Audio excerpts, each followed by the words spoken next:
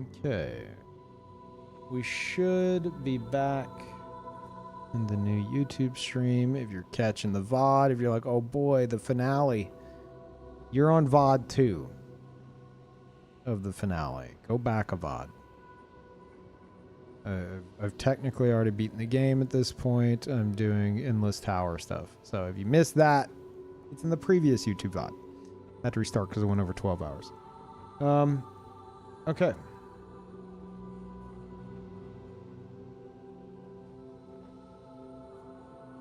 Yep. I think we're all set. Hopefully the YouTube stream looks good. It sounds good. All that. Now we can lock in for whatever this next encounter is. Is this the... I'm on 3? No, I'm on 2. Okay.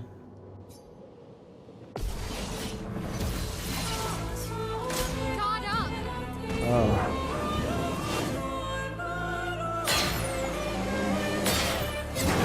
Wow. Feel energized. I did both endings. Refreshed. Feel energized. Wow. Initially, I did. I sided with. Careful now. Oh God.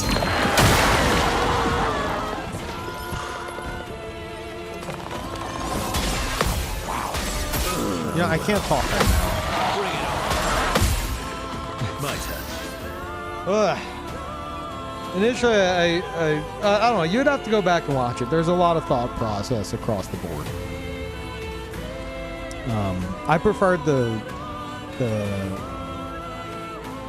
one that involves like siding with the family, you know. That one felt better.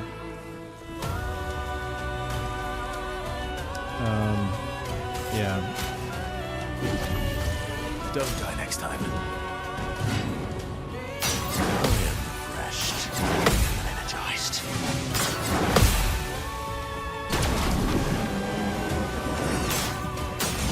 Refreshed.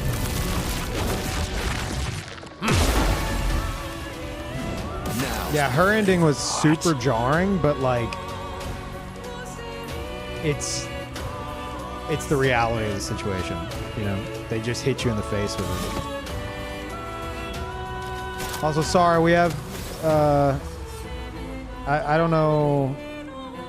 Oh, posting a link without permission. That might have been a bot. I don't know. Never mind.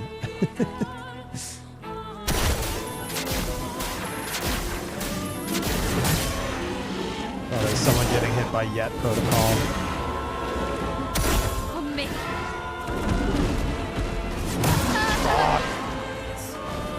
Your turn to dance.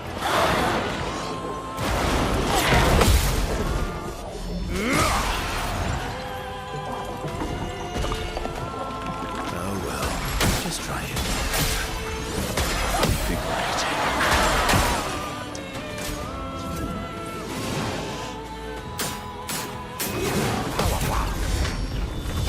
Refreshed. Maximum damage. I don't think I should even fucking bother with these things.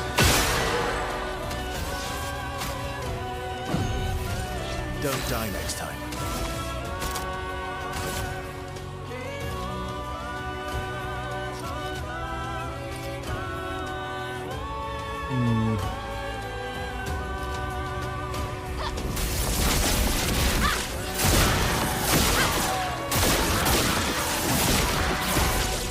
Not impressed.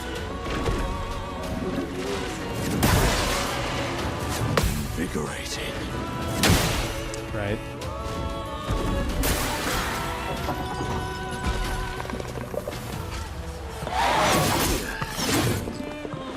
Yeah, that'll disrupt his aim.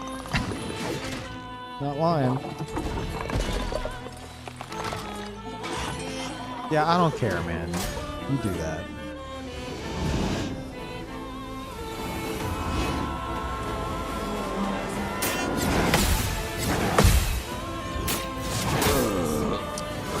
Ugh.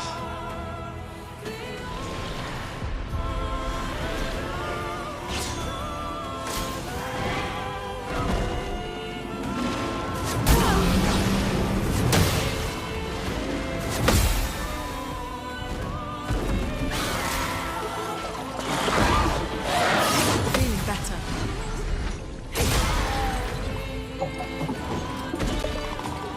I'm ready. I'll do it. Ready to obey. I'm ready.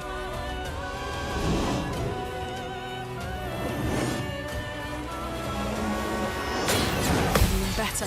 Okay. Ugh.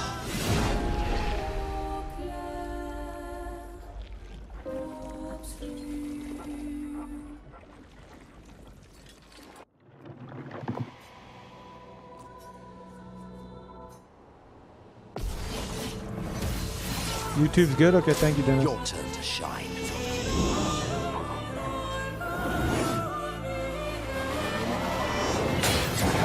Energized. Liberating.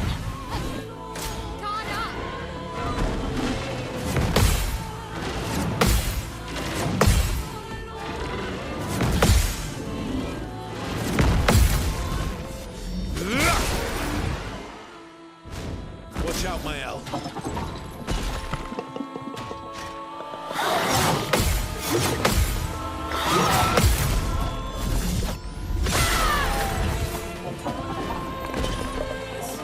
Your turn to shine.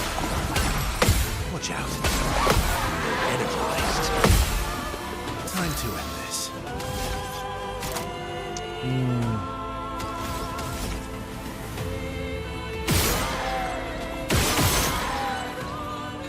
Yeah, fuck your lamps. I don't care. Watch out, my elf.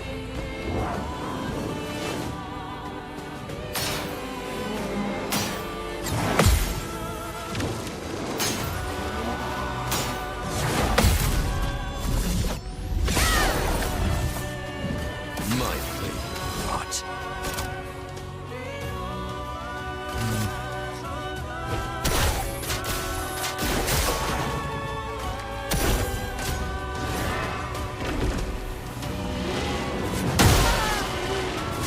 I don't know why that always catches me. Oh well.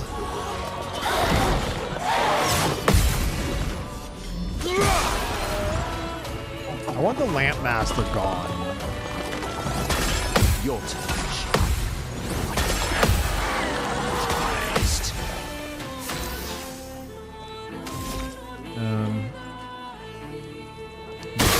Guess I'll fucking pop him.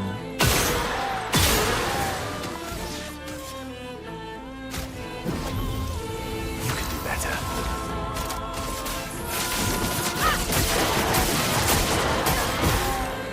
Not impressed.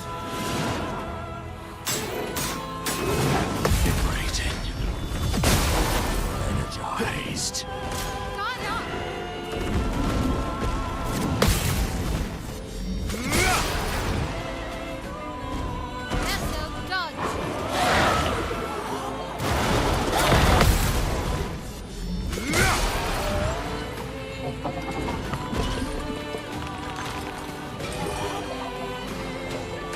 Your turn to shine. Fucking hell.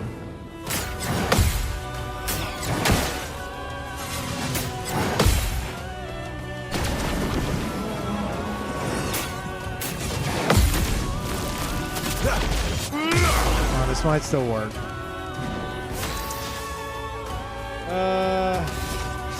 Shit.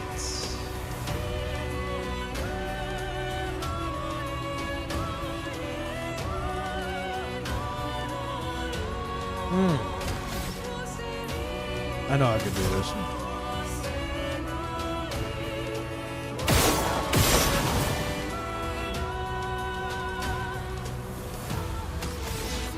That should be good.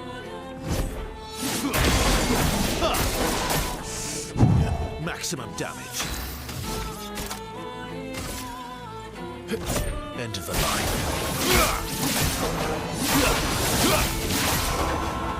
There we go. What to choose?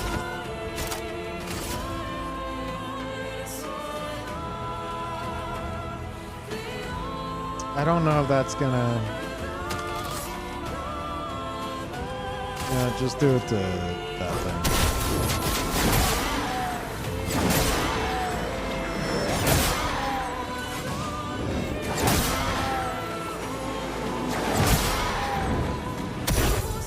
Careful now. Wow. Your turn to shine.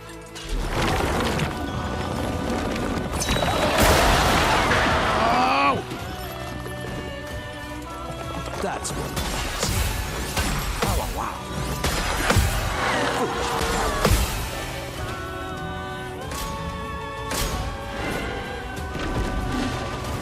Invigorating. Invigorating.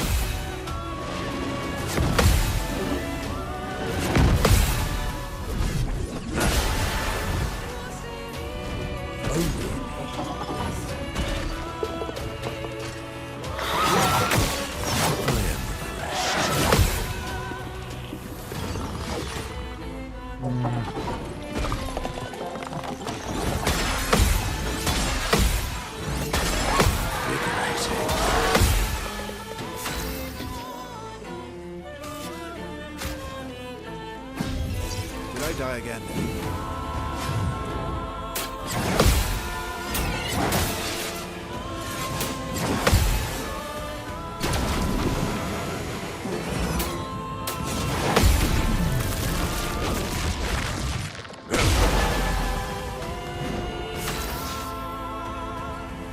Ah, shit.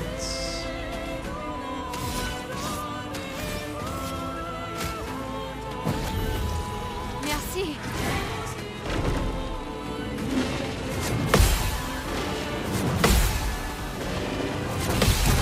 Energized.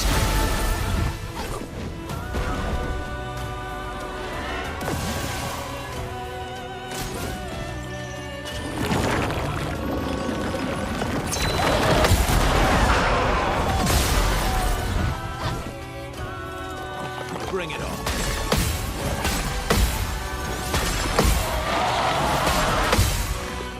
This will hurt.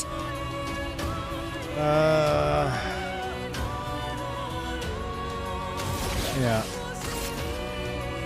Fuck you. Out of this canvas. Ooh! Blade Get sharp. the fuck out of here. Alright, alright, alright.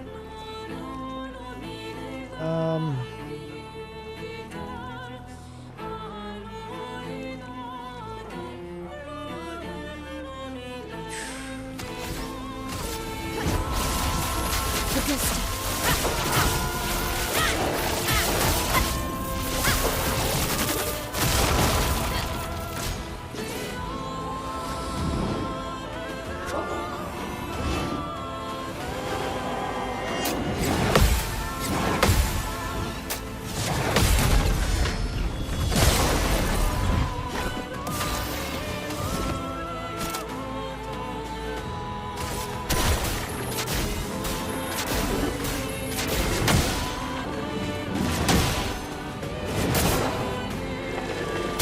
Please survive. That's more like it.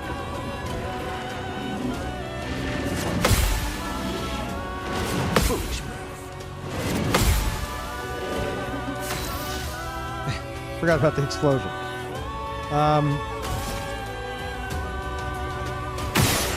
Yeah, how does this work exactly? Bring it on. So I think I took those, right?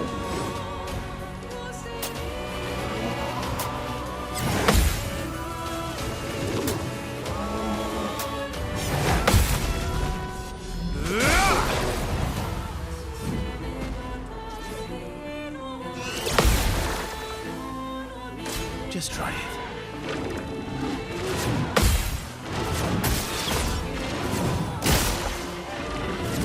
Oh. Okay. Early. Fuck. Okay. Oh, really?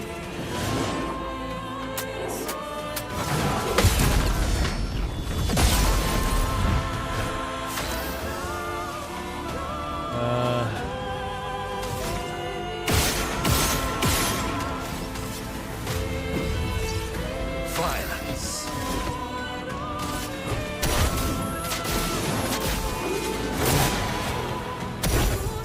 Turn up!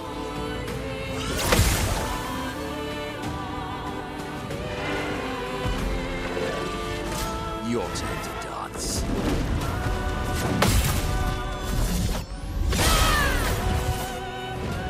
This will hurt. Get him the fuck out of here. This campus. Get out of here. Fuck you.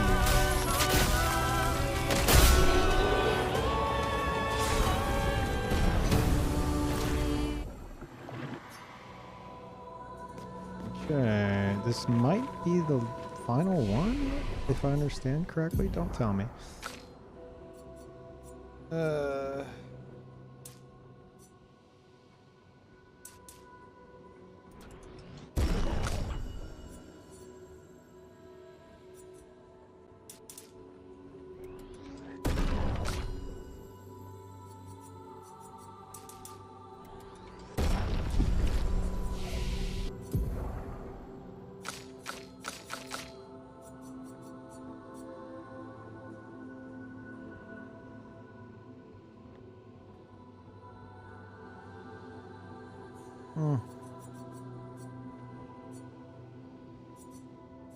I'm not about to use any of that shit anyway.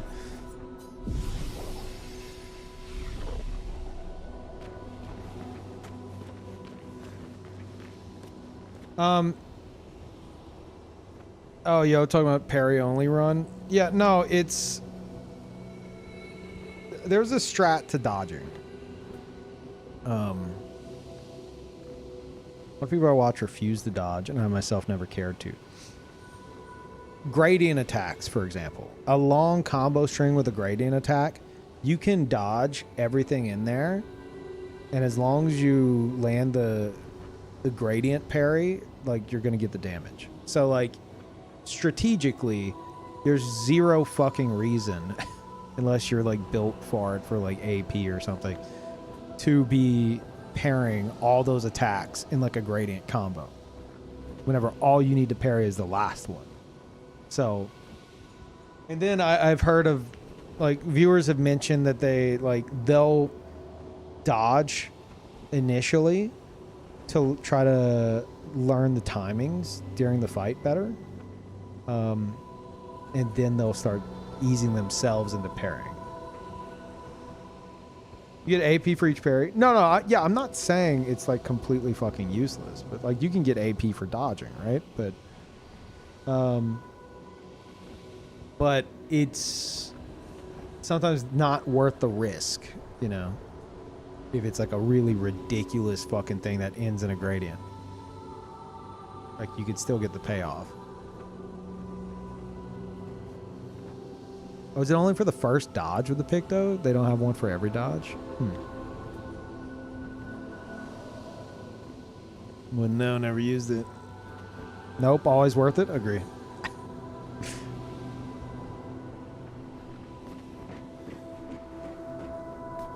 Yeah, perfect dodge is a parry, so you can, like, learn that way by seeing him. Oh, well done. Something changing. Let's see how you do against a proper drawing. You should recognize them from my past experiments. Let's see how far you've come. Well done. Maybe you are changing.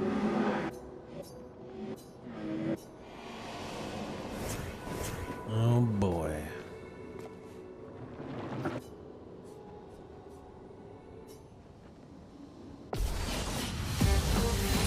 Oh, fuck.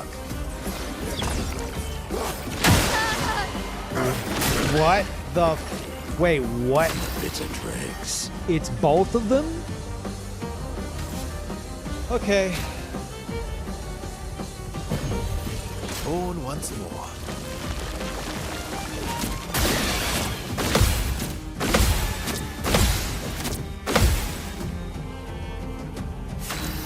This is crazy. This is fucking crazy.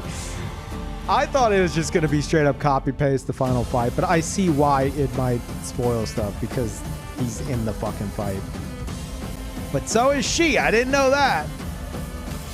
Okay. Let's go again.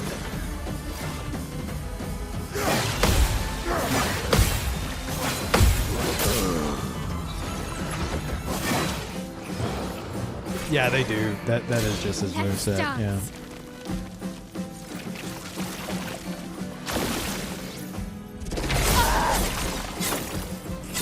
Oh boy.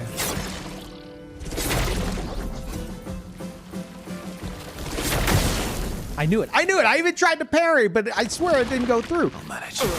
Yeah, I fucking remember you switching targets. Fuck you.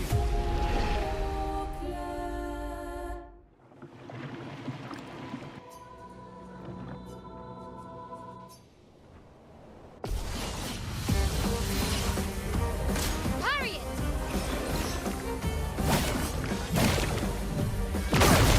Energized. Turn up.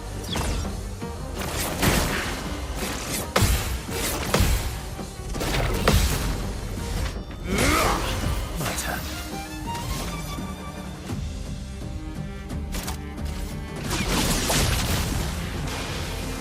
I want to choose.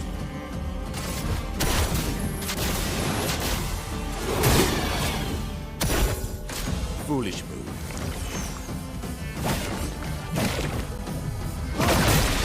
Ah, too early. Too early.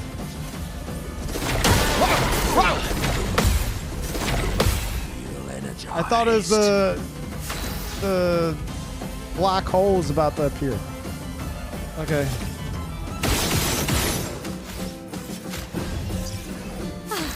I'm better.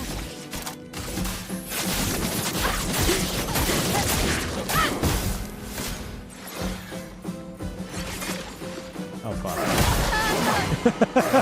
That moment where you know you fucked up. Oh shit. Okay. Oh, this fucked me up so bad during the fight for some reason. Yeah, I don't know why the fucks with me so bad. Get her up. Well, thanks. What are we doing?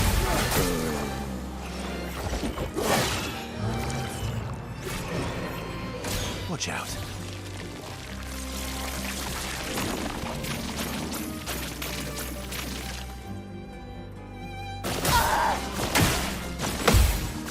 They're different from his.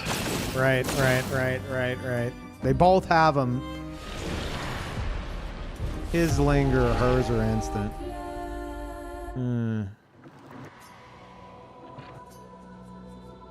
Cool encounter, really fucking cool.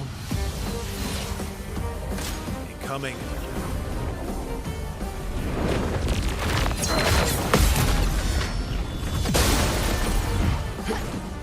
Bring it on.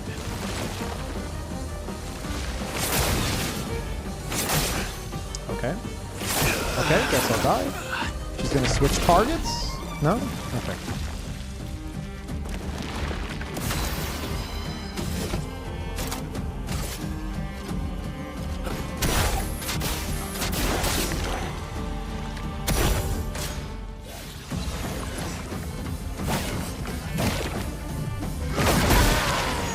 Fuck off.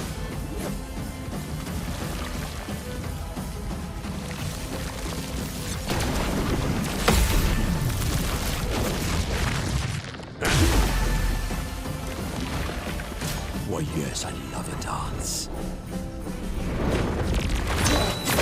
Wow. Feel energized.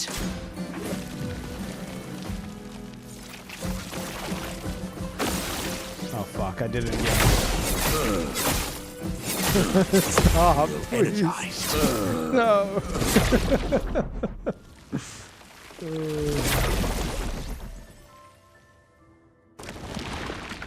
You know what's crazy? Like, if you look at the fucking damage I haven't done, I'm still tempted to up it to 5 times. That's psychotic. Feeling better. Oh, fuck. No! Oh, I got it anyway. Haha, it's all part of the plan. Take your shot.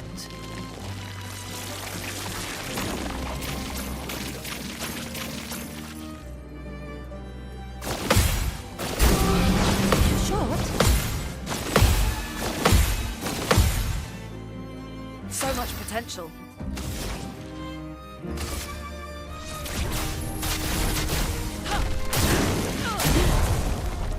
No, never.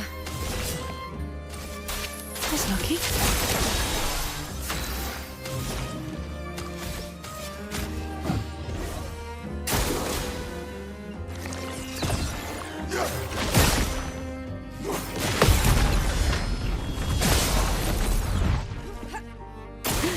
I'm ready.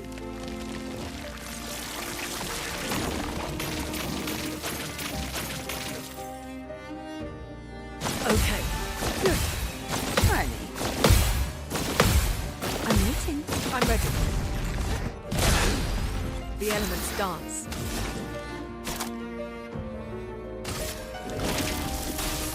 The eternity of ice. Okay. Full deck. Oh, I was gonna say, why do they have double fire? But it's because they're both on the same health bar. Interesting. Huh.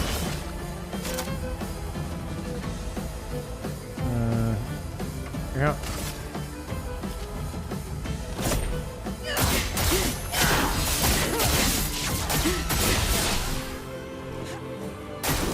Take your shot.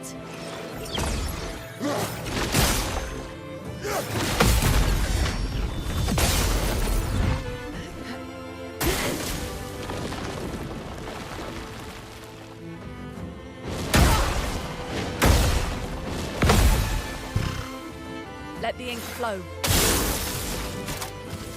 A brilliant light. Like a phoenix.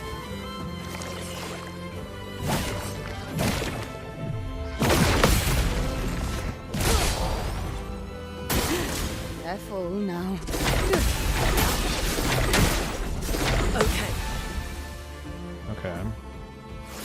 Good. Let's play.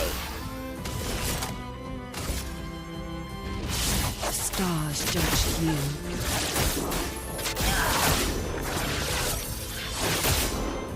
A storm is coming.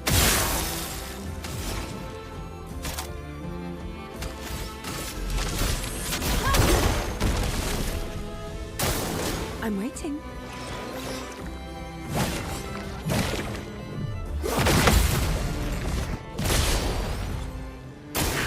Careful now. Feeling better. Feeling better.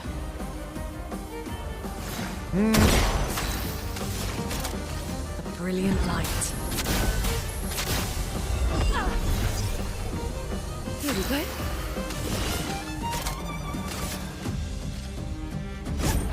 Your fate is sealed. Let us stain them.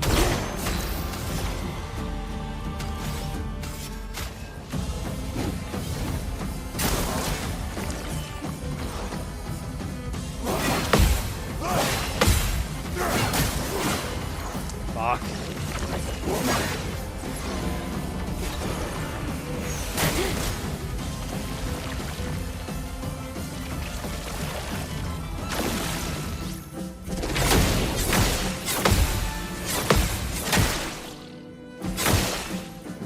Let's keep going.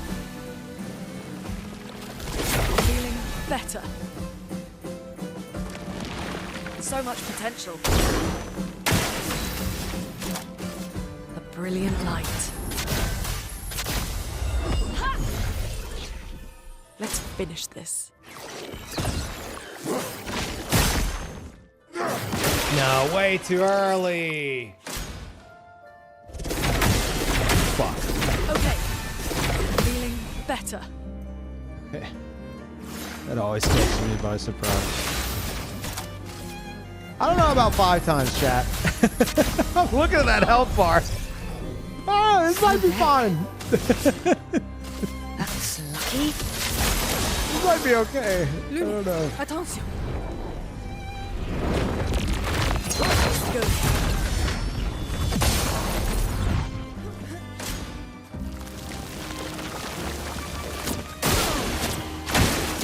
Feeling better. Fuck. Now's our chance. No, do a fucking revive. Then again, this is B team. You don't If get I would have to done die better initially, like they'd be wow, they'd be in a way better, I'm ready. a way worse spot. Yeah. Let's keep going. But that damage scares me.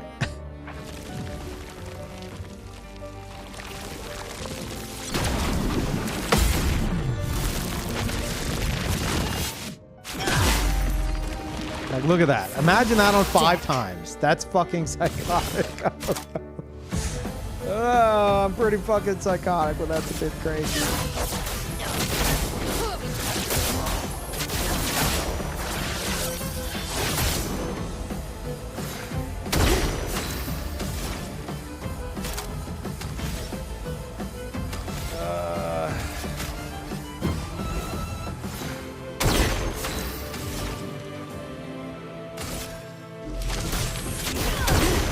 Again.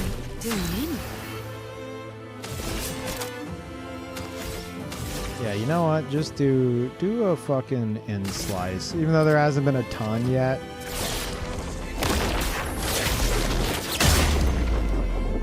Not bad, not bad. The stars judged you.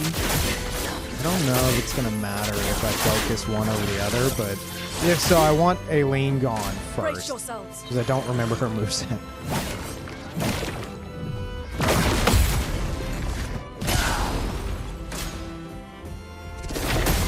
Feeling better. Feeling better. A storm is coming. Like a phoenix.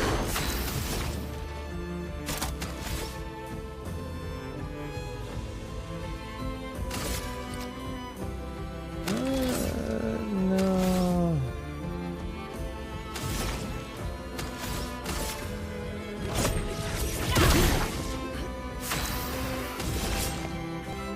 Ah, I didn't see her shit. Okay. God damn it.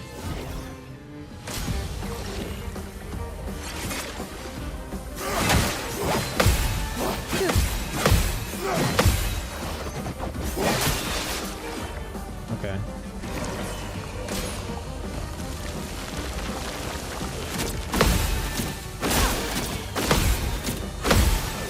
Good. God damn it, CL. The elements dance. A brilliant light. Lady Luck smiles today.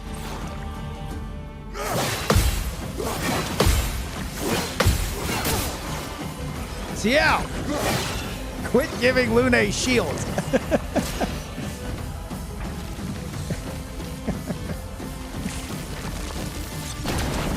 Good.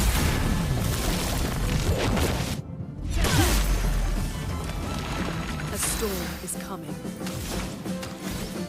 How much do I have left? Yeah, you know what? Use one. You don't get to die yet.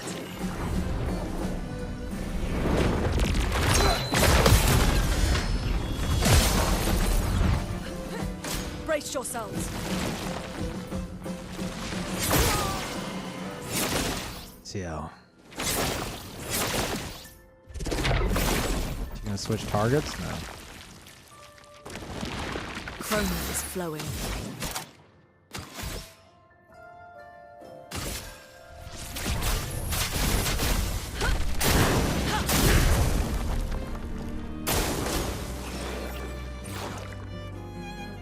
Feeling better.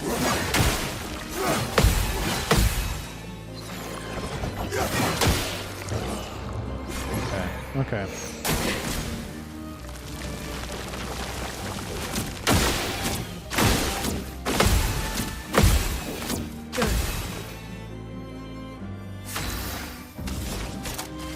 A brilliant light. Here. Lune, attention. Good.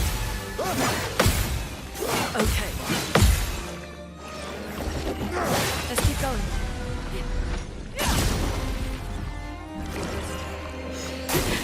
Take your shot.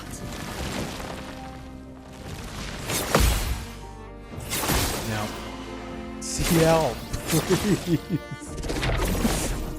Yeah, this happened in the serpent, the lighthouse serpent fight, whatever it was called. Like, CL dying repeatedly keeps buffing Lune's shields. It's like a real fucked up combo that I stumbled upon.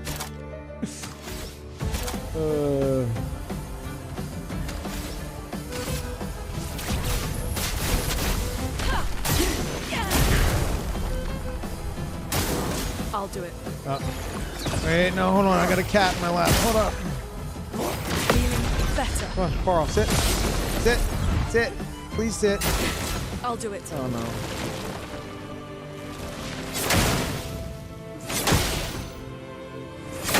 Okay, okay, yep. Yep.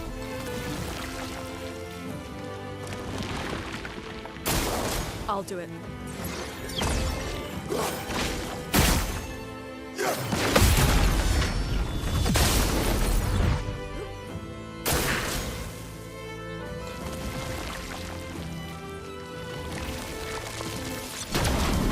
Let's keep going.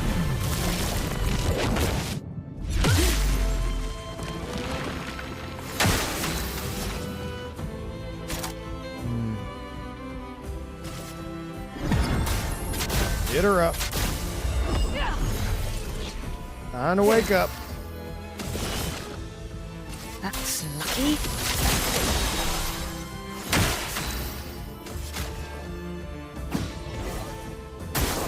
I'm ready. Oh, fuck. Okay. Let's keep going. Okay. I'm ready.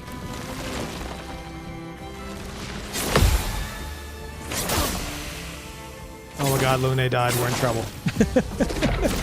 Uh-oh.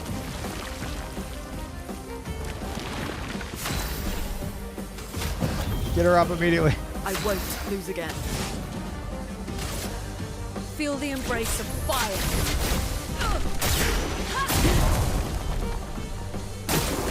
Not today. Oh shit.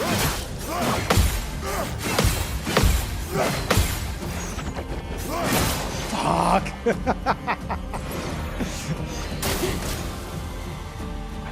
Hey, Lune's got shields again.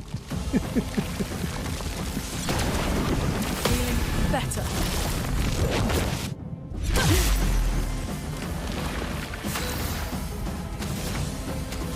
Oh, we can rebirth?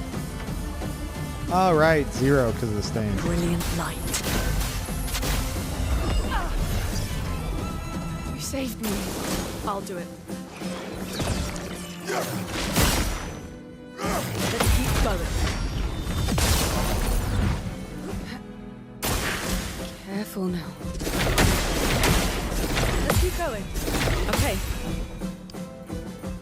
CL.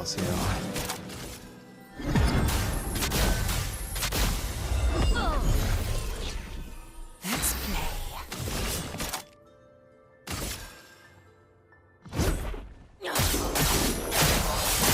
Cat, what are you doing? Ugh.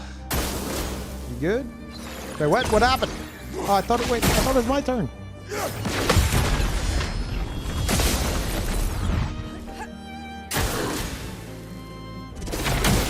Okay. Are you serious, Cat? Chroma's flowing. Just gonna go to sleep in my lap with his butt on my stomach. Okay, sure.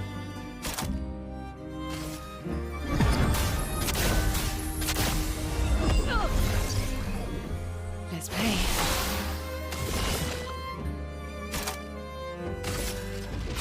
The stars judged you.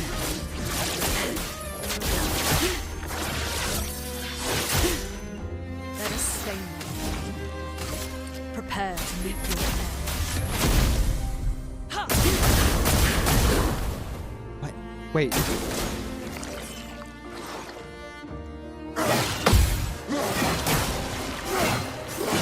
Why didn't it break? Oh my god, it's not ready to break yet? Are you shitting me?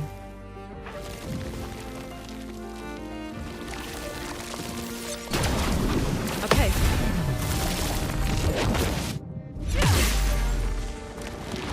A storm is coming. Are they still not ready to break? Are my eyes broken? What the fuck? A brilliant light.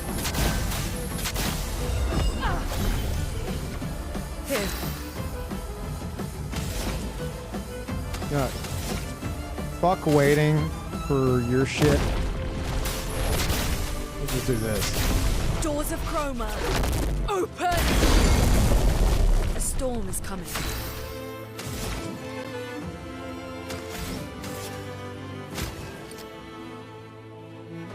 Boy. Are you? Can you? Are you good? Jesus. Okay.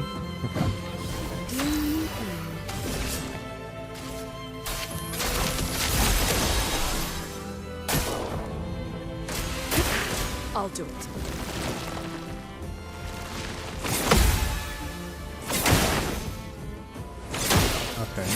Okay. Being better. God, the animation's so good for that. Let us stay there. It's nuts. Meet your reckoning.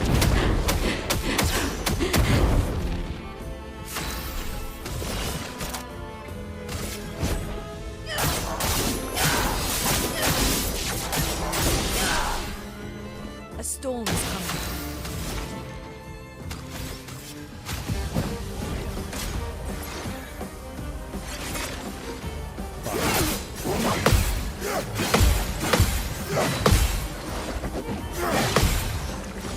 Oh my god, she survived.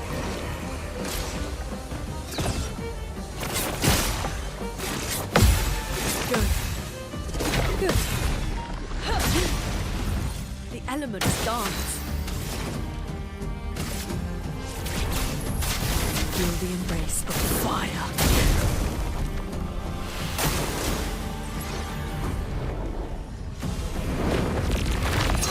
Let's keep going. I'll do it.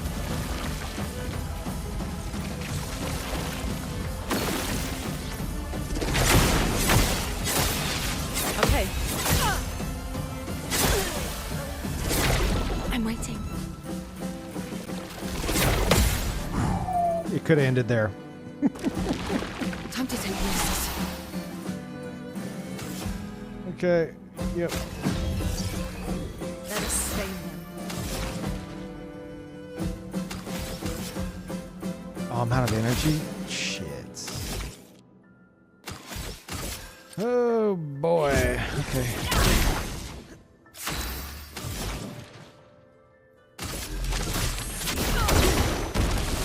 Time to take risks.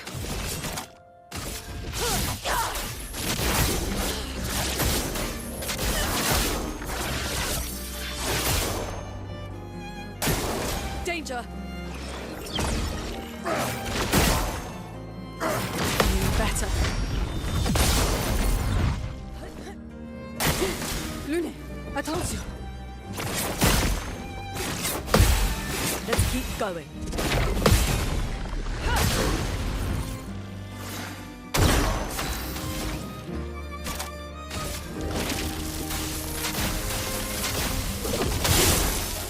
Here we go.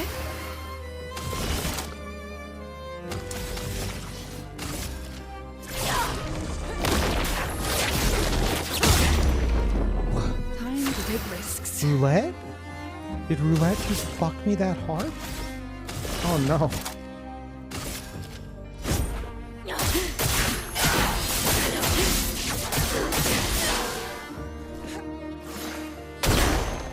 Oh, this is not great.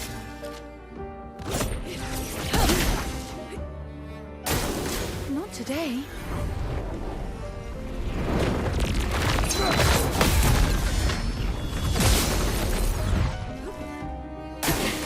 Not today. Yesterday. Oh boy. Okay.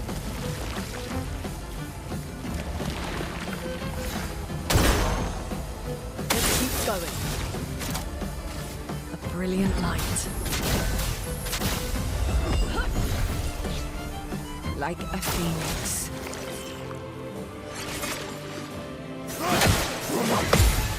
Okay, feeling better. Feeling better. Lune, attention. Feeling better. Good.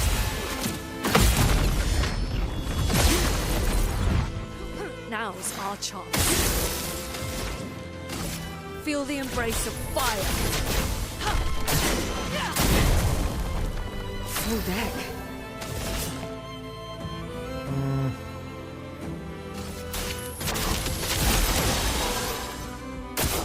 I'm ready.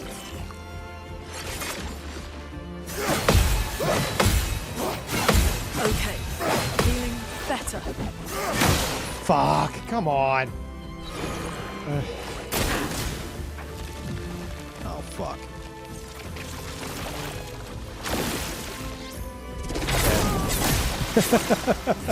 Okay, okay, she does the fucking leap first.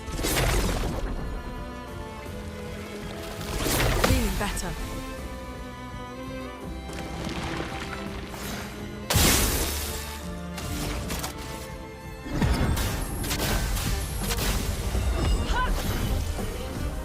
Like a phoenix.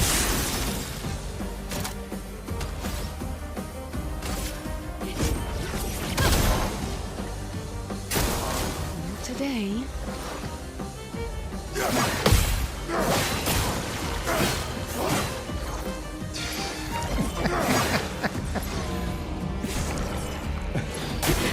I'm ready. Feeling better.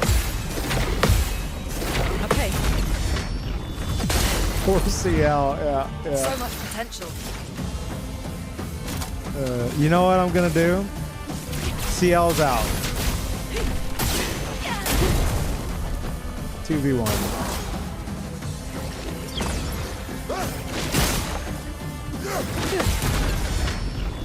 Basically, I can only fuck up 7 times and I'm just gonna die. Ready to evade.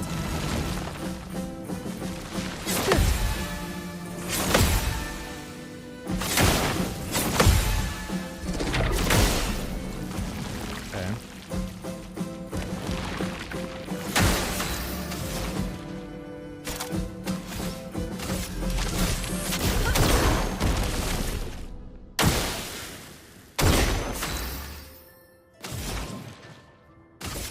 Prepare to meet your end.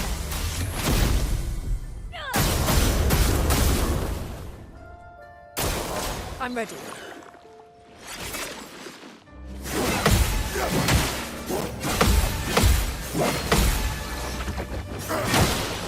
Ah, that's not good. Ready to evade.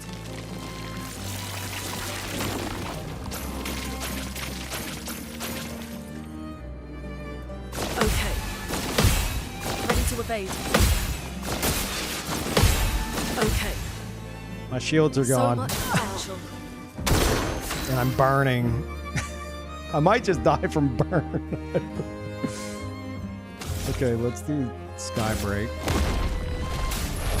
Doors of Chroma, open! The elements dance. Oh, okay, burn's gone. I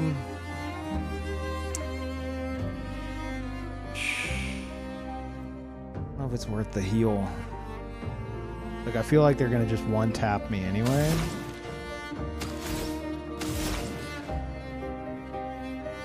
Yeah, fuck it. Feel the embrace I'll of simply just fire. not take damage anymore. Ready to evade.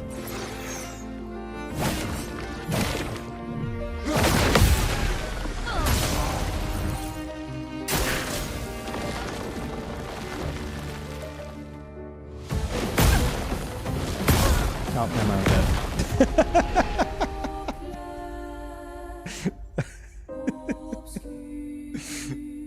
That's fine. That's fine. Because you know what, chat? You know what?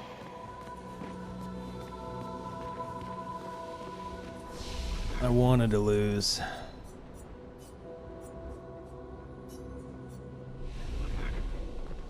Oh my god.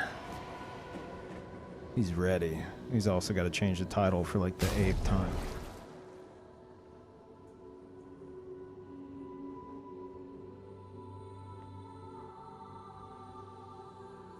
As a good practice round.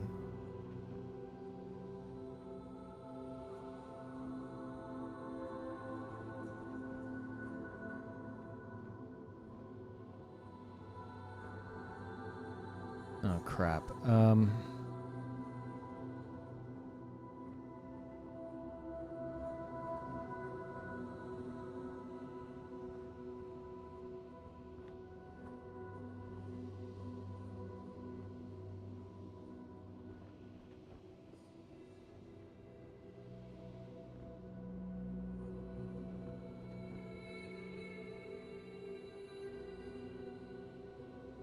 Okay, sorry.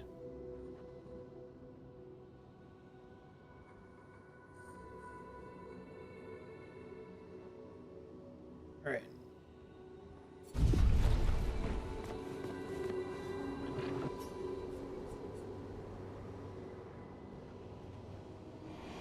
Yep.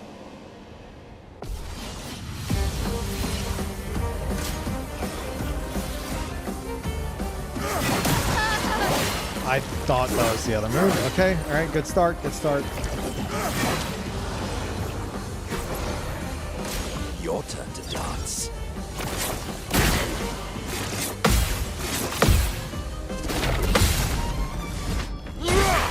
You're outmatched.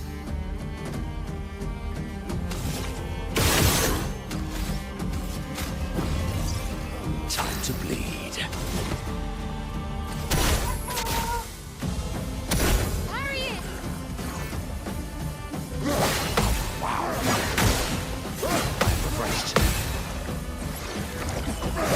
Fucking hell. Okay. This shit, man. Feel energized. I'm refreshed. My favorite part. I won't disappoint you. Prepare for annihilation. I'm starting to think that it was a mistake.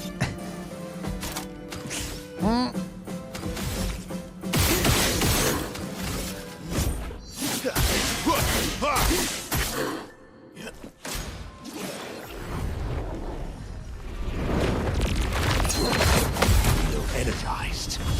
Invigorating. Please survive.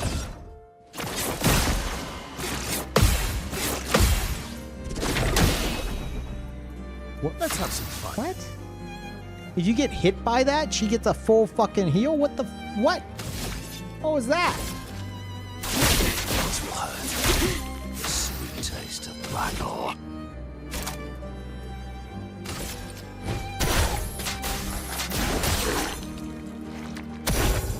Get ready.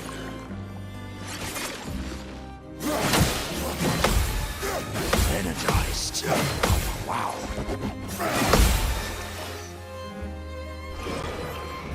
Verso, dodge.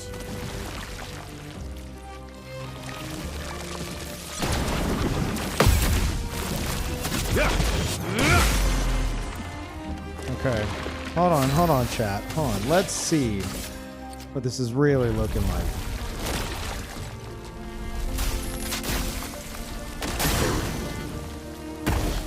That's 11.5 million damage.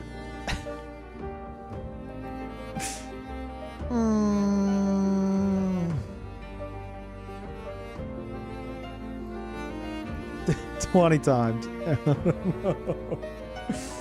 Oh no. Gonna need more gamages.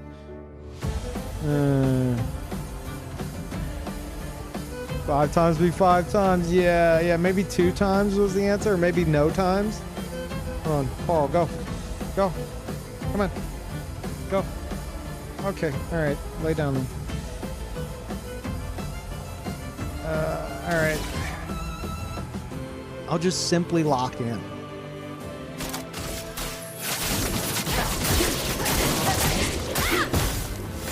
Let's dance.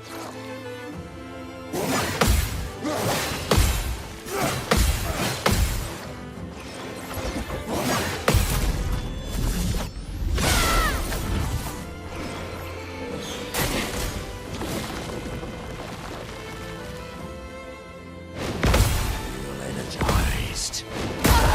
Fuck those rocks, dude. Maximum damage.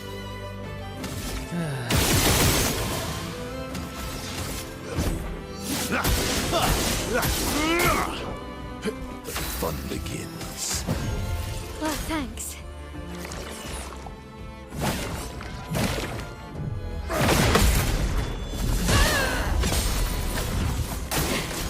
Your turn to dance.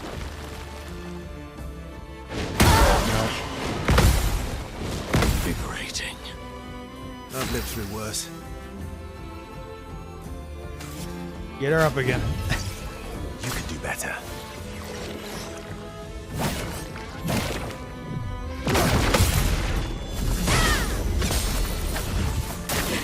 Verso dodge.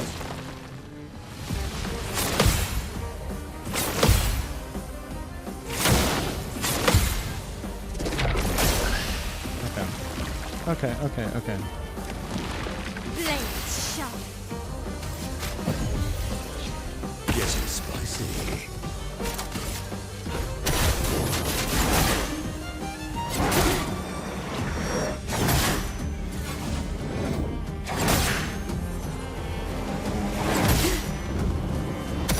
Cut him down.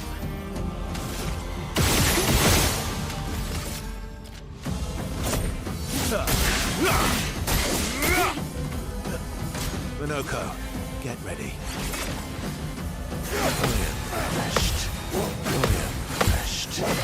Energized. Too early, Minoko. Come on.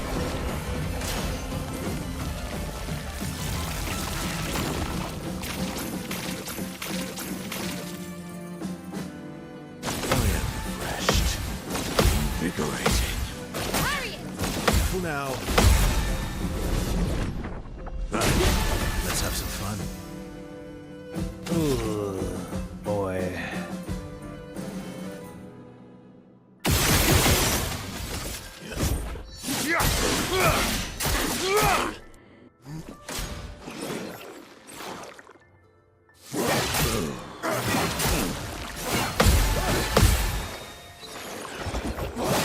Refreshed.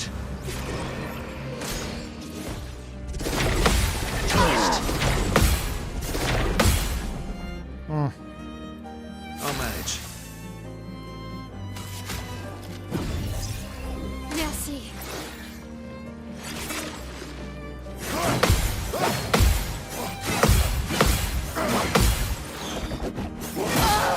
Too early, too early. Ugh.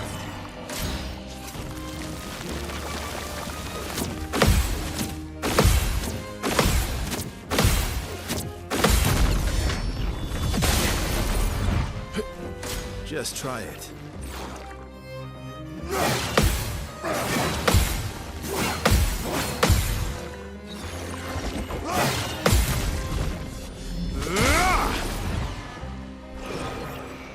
Just try it.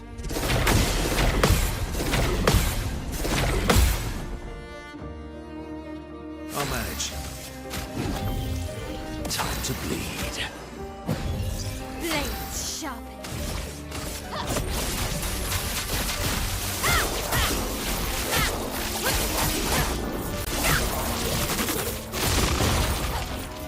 It likes you.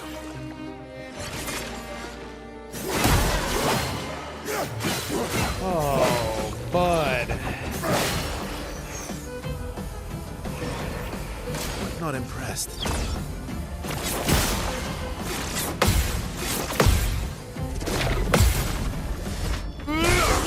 I think I'll improvise.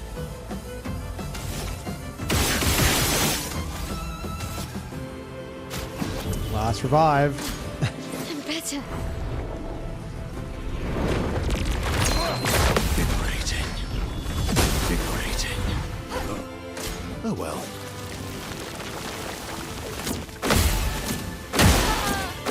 Invigorating.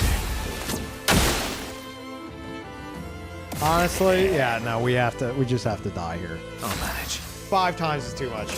Just try. I ain't doing 5 times. That shit's crazy. At least with my setup. I think I'm okay with 2 times.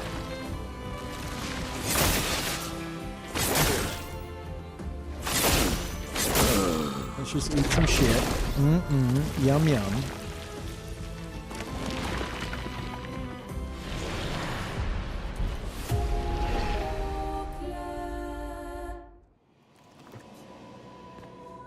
Okay. Let's change this just a little bit, just a bit. 2 times. Try that. And change the title again.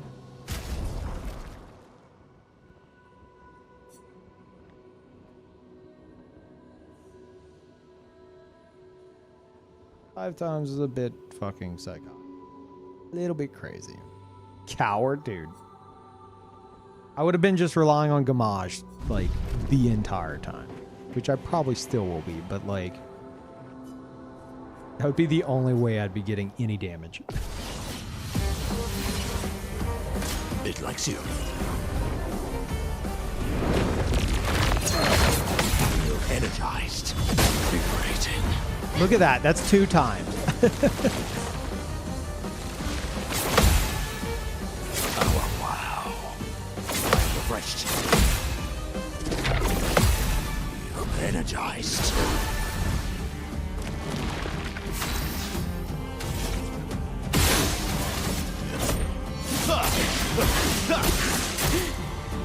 So much power.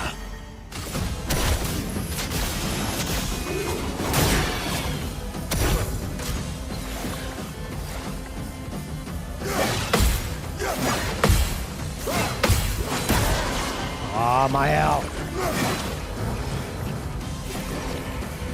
That's more like it. Oh, wow. Oh, wow. Oh my god.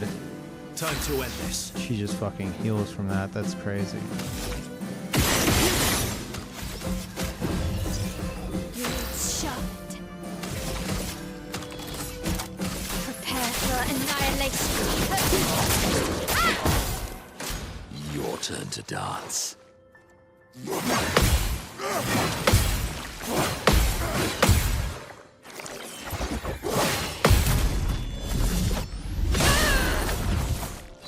Doable.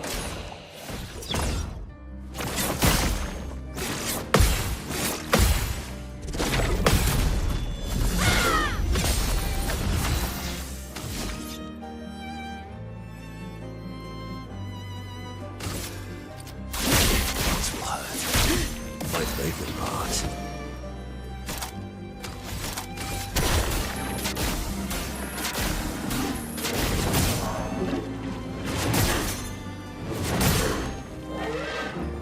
Vessel dodge. Energized. Vessel dodge. Energized.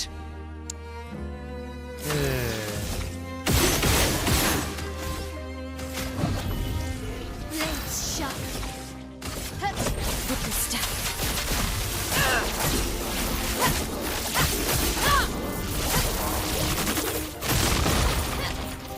Incoming.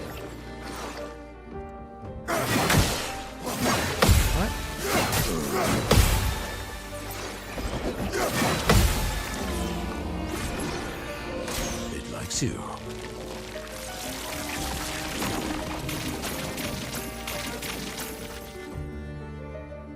Guard up.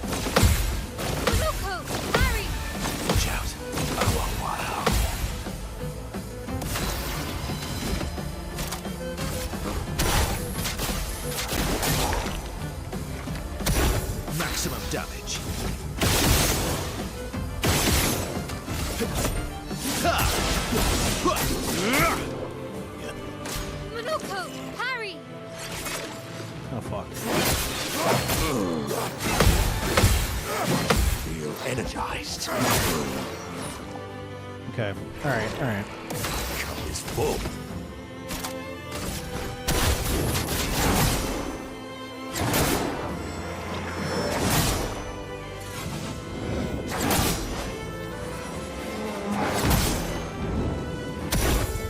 Careful now.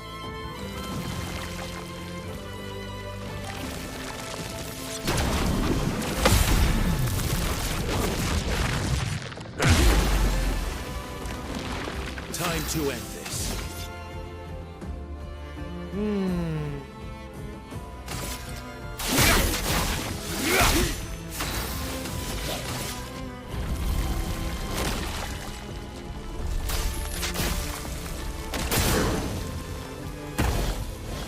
That's more like it.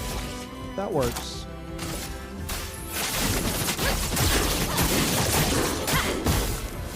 It likes you.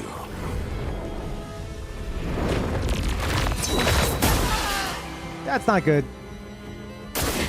That's more like it. Oh, fuck. I am refreshed. Energized. No, no, no, no, Minoko, what are you doing? Fuck. No, no, no.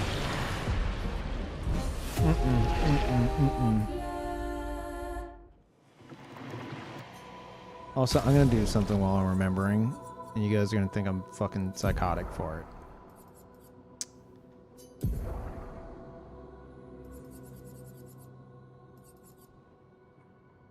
I'm getting rid of shielding death.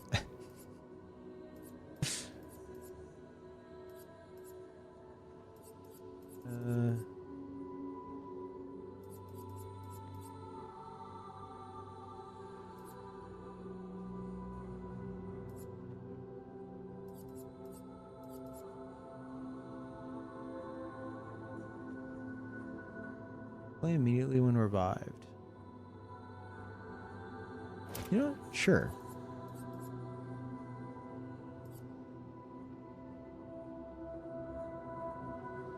Powerful revive too.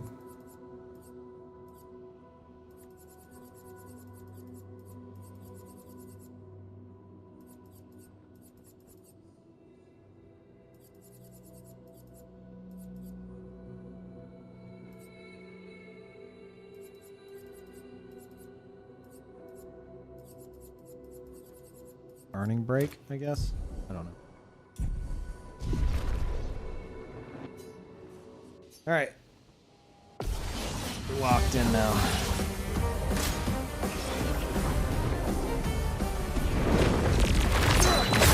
Refreshed. Watch out.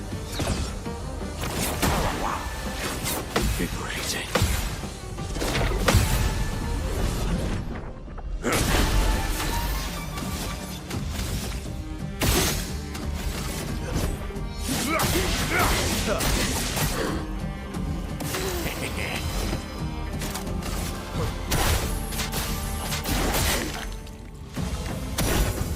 Not impressed.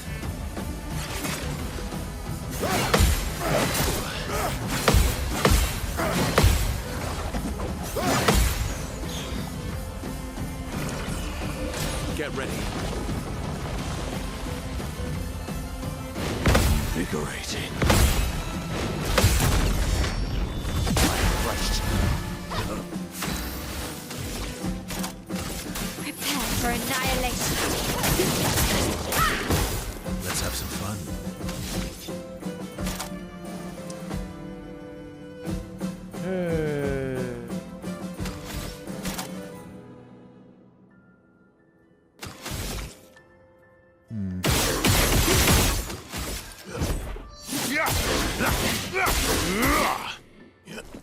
Just try it.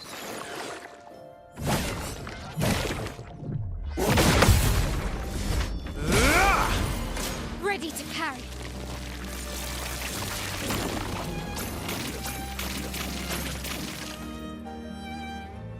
Your turn to shine.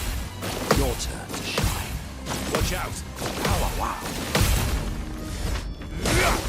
Maximum damage. Prepare for oblivion. Ah, what to choose?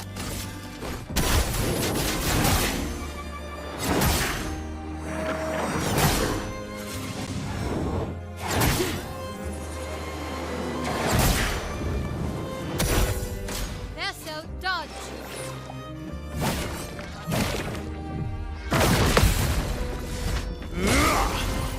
Ready to parry.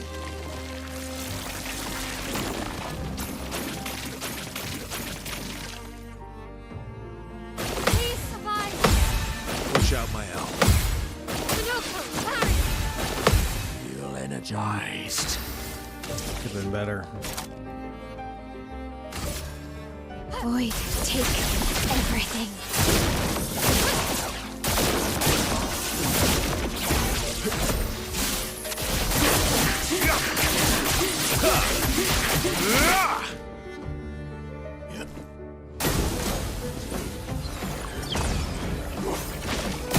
Feel energized. Refreshed. Your turn to shine.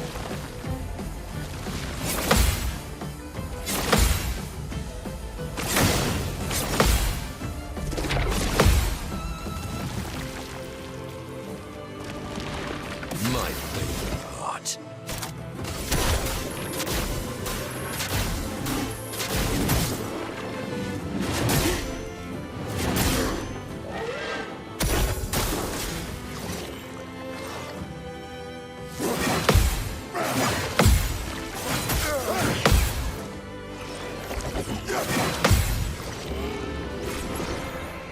It likes you.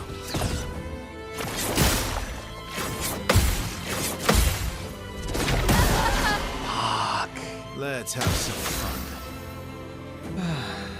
Yeah, I've avoided Stead Hall the whole time.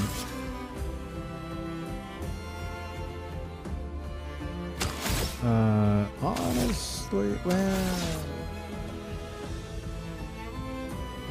You know what?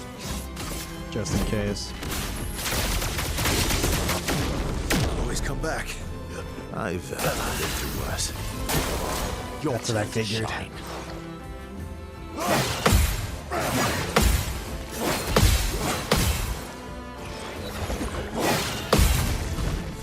God damn it.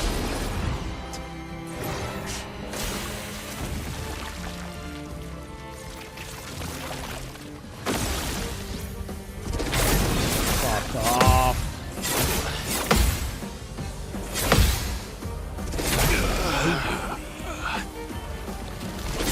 Refreshed. Ugh.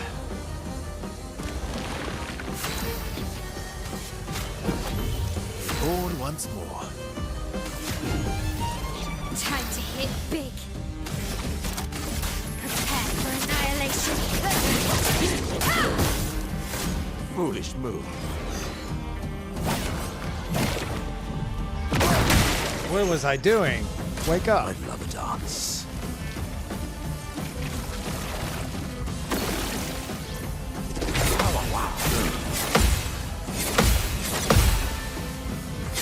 Wow. Careful now. Okay. Sweet taste of battle.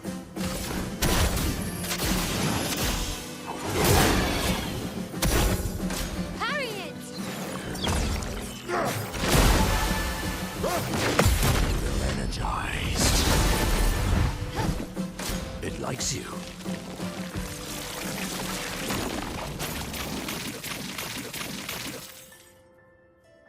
Oh yes, I'd love a dance. That's more like it. Invigorating. I am refreshed. Cut him down.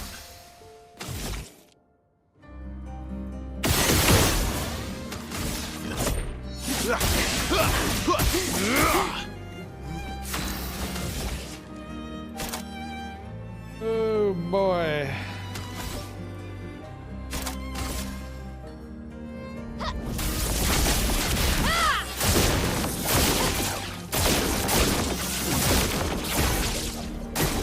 Oh really? Invigorating. Refreshed. Watch out, my owl.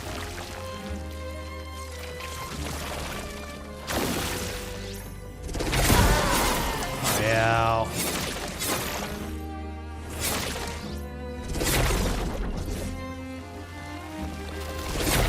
Invigorating.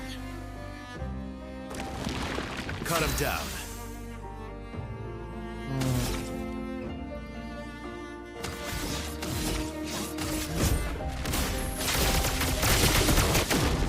Always come back. Yeah.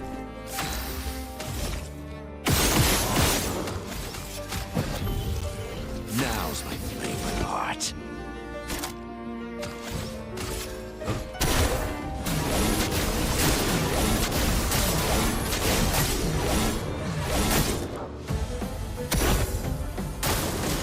Your turn to dance.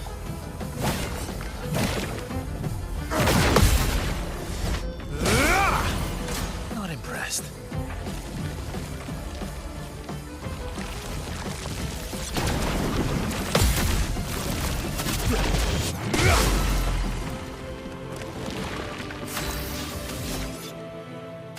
Prepare for oblivion.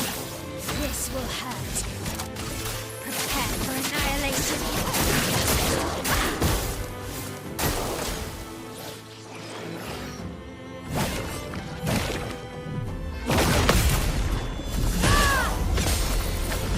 Get ready.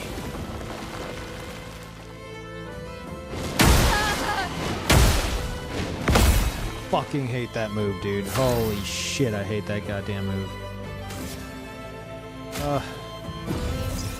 Violence. Incoming.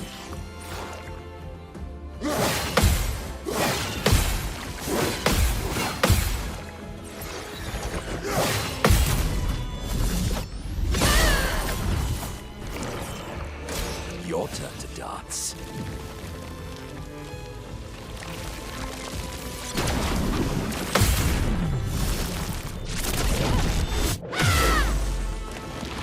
Ready to strike. This will hurt.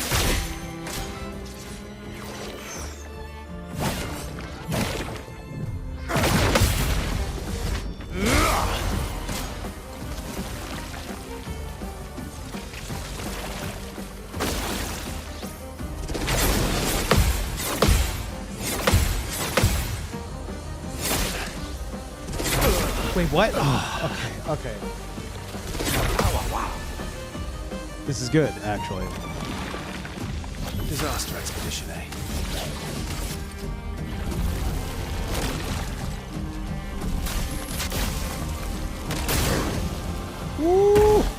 Blade sharpened. Prepare for annihilation.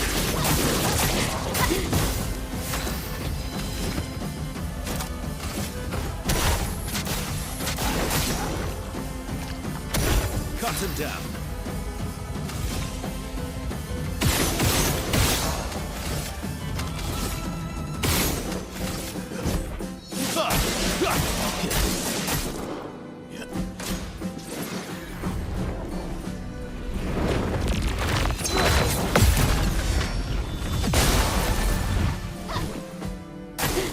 Your turn to dance.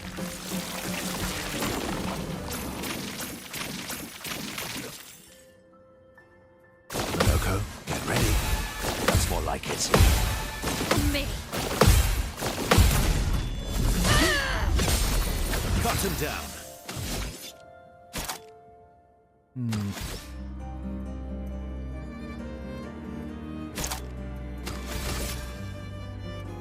This will hurt.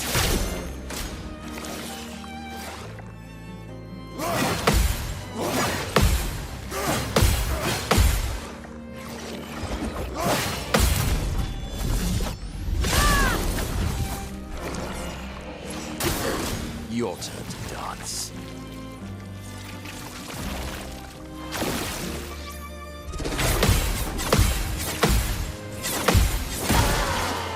Fuck. Incoming. Oh, I slipped and I did it early. We're okay though. Lucky feet. fine, we're fine. The dance begins.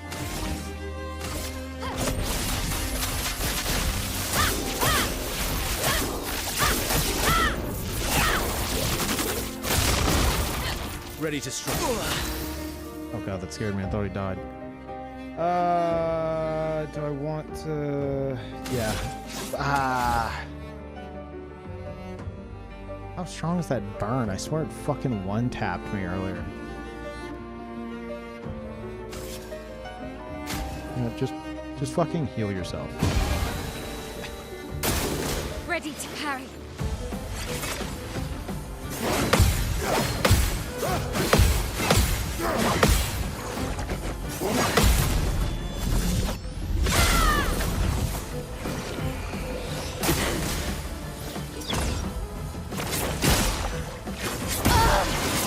What are we doing?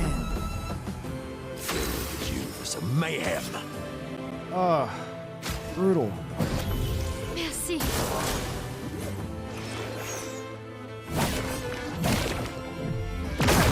Feel energized. Guard up.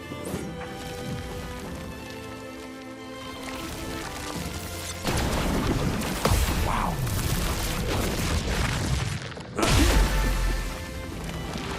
My turn.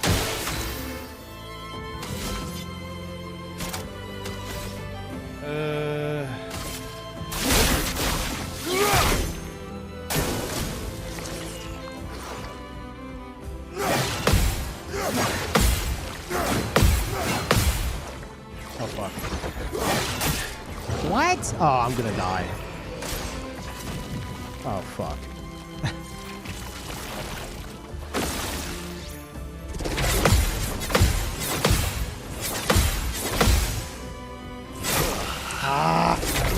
Foolish move. Invigorating. On guard. Minoko will get him up. Get him up, Minoko.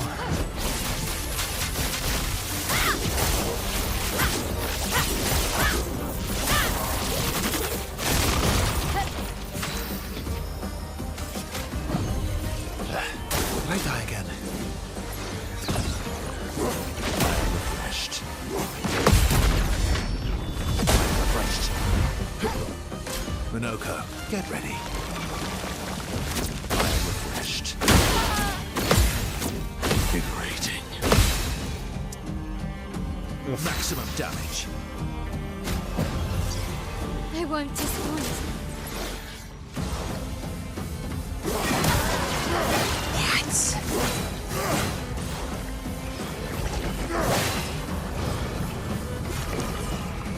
Watch out!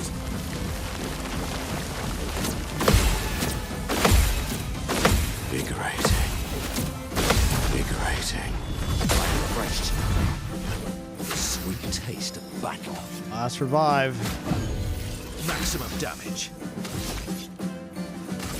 This will hurt. Your turn to dance.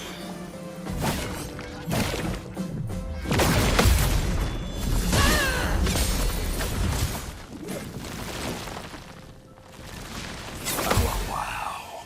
I am refreshed. Invigorating. Words sharp.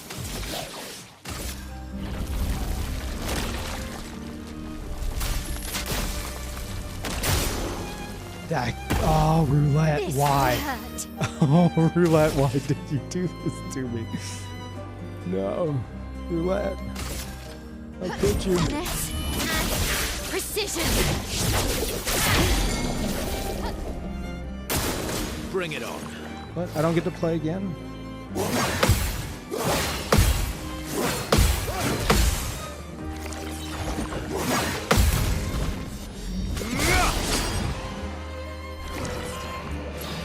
Cut him down.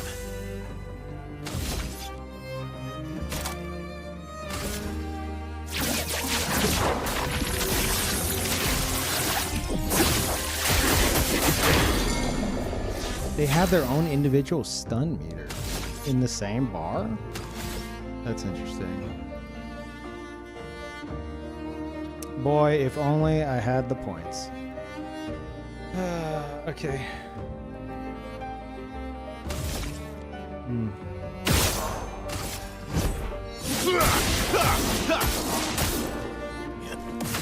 What to choose?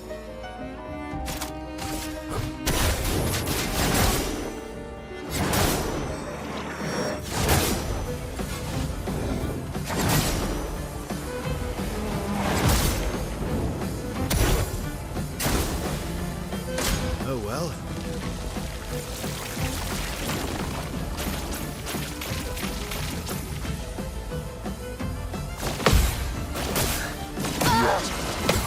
Fuck. Oh my god, what have I done? Oh no.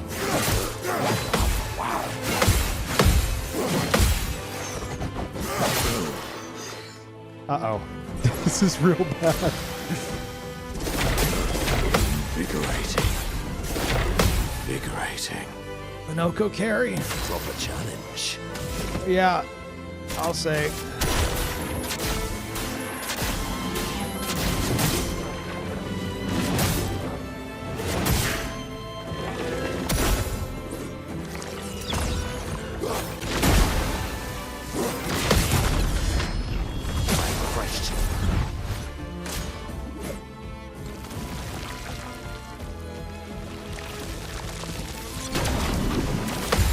Energized.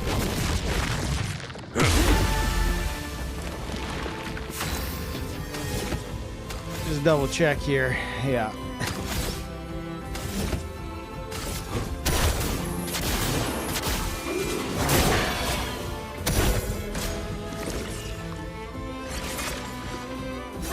Invigorating.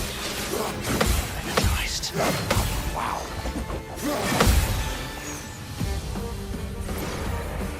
I'd love a dance. Energized. Don't like those. Invigorating. No, too early! Okay, B team, lock in. Shit, I don't have the shields anymore. I took them off because I'm smart.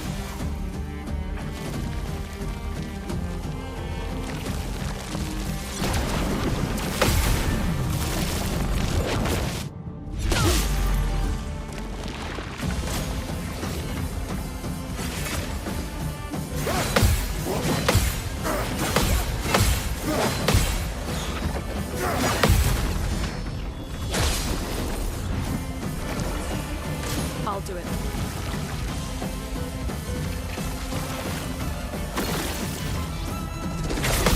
Okay.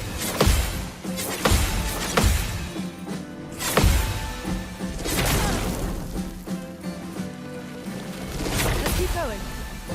Could have been worse. The elements dance. We can't heal you, can we? That's not good. Wait, no, we can't. We can't. Full deck. Oh, God. Okay.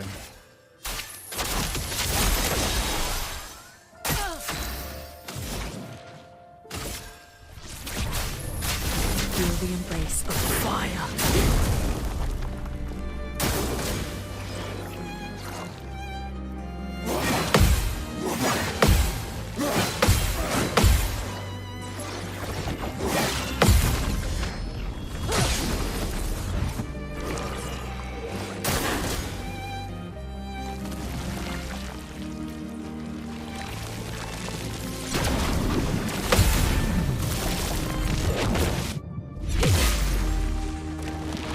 A storm is coming.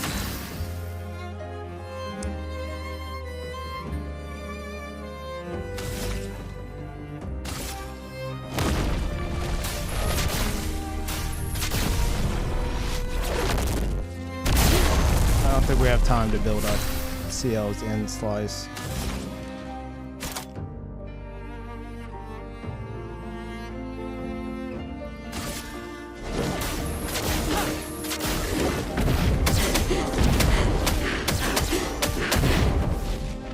Well, well.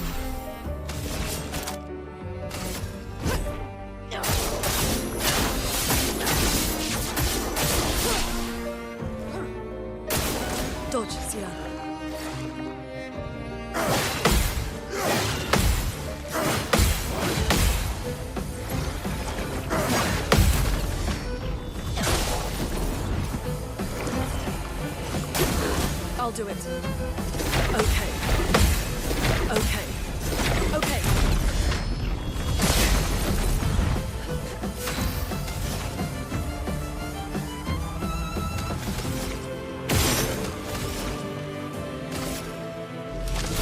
This hotness of earth.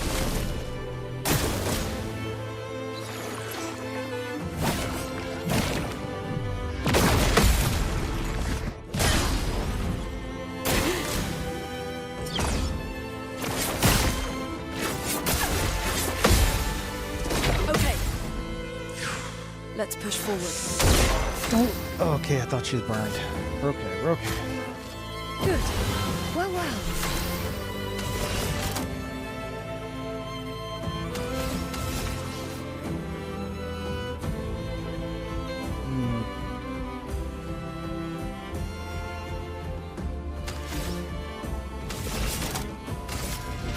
The stars judge you.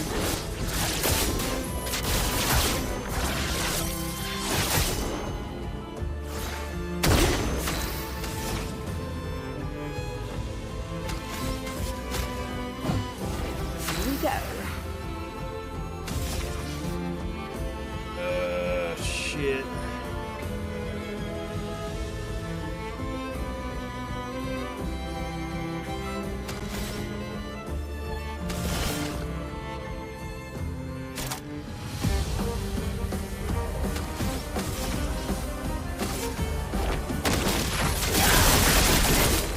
Ready.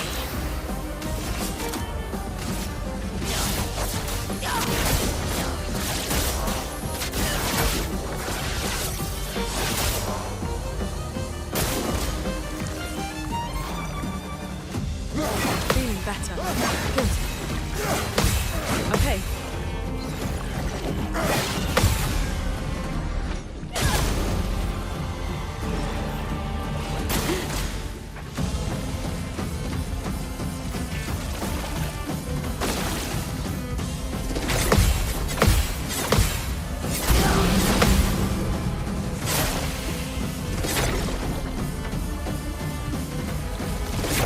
Fuck! I forgot it switches target! Oh my god, I forgot it switches target! No, dude! Oh my god, that hurts so bad. I forgot about the target switch. Fuck!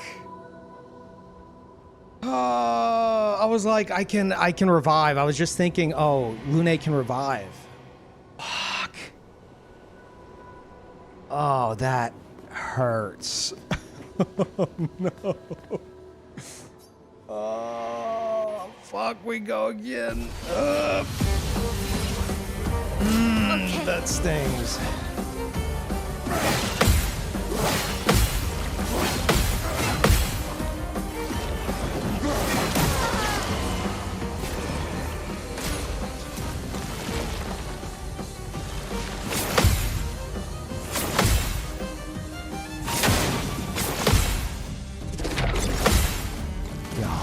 I was thinking of that move. Fucking hell. I won't disappoint you.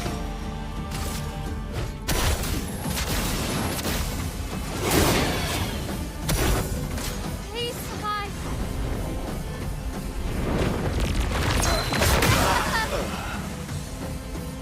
Why, yes, another Just let me eat shit. Let me eat shit. Oh. The fun begins. Kill me.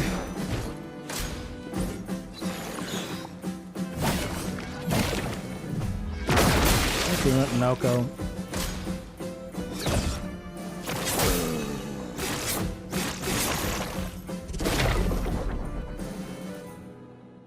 I could have had that shit too, man. Oh. Oh, it fucking stings.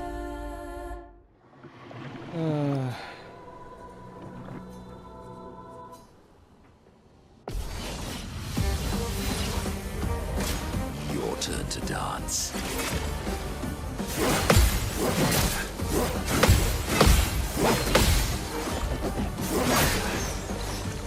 Okay. Okay. On me. Oh, this shit.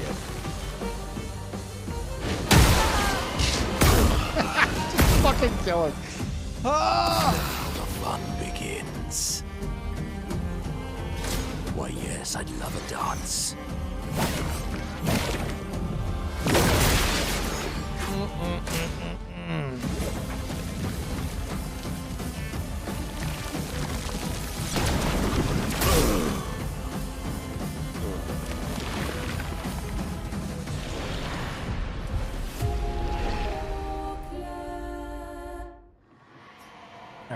All right.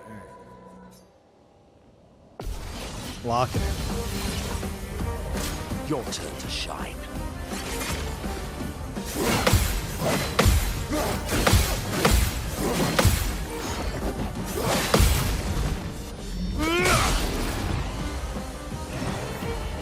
Minoko, parry!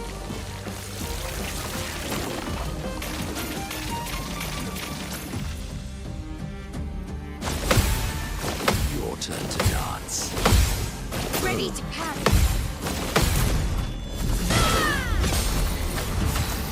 That's good.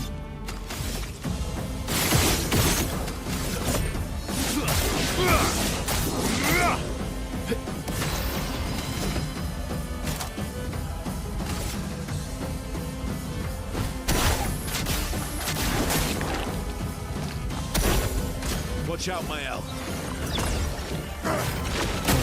Refreshed. Invigorating. Incoming.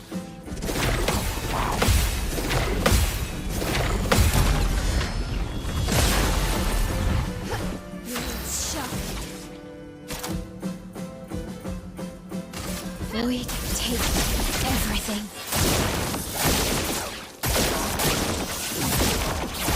Let's have some fun. Prepare for oblivion. On me.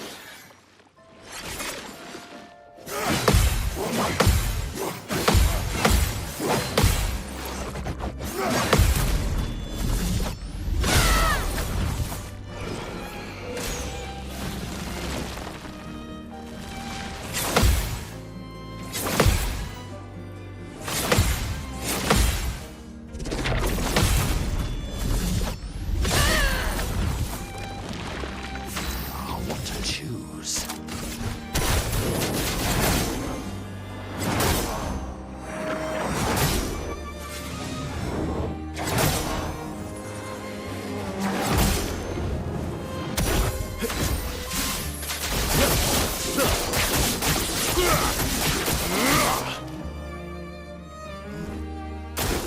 Watch out, Mael. Invigorating. Too early. Oh, really?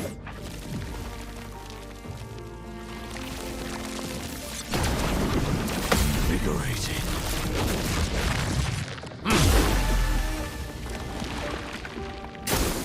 Your turn to shine.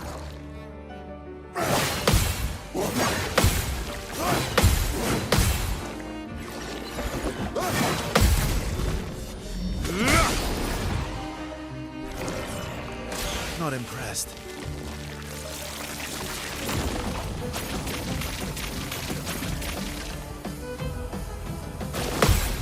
Minoko, get ready. Your turn to shine. Wow. Let's have some fun. Ooh.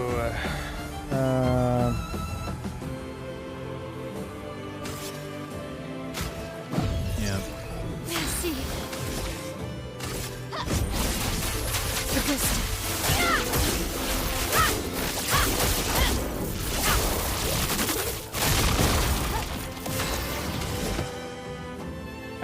Hey, hold on. I gotta deal with the cat.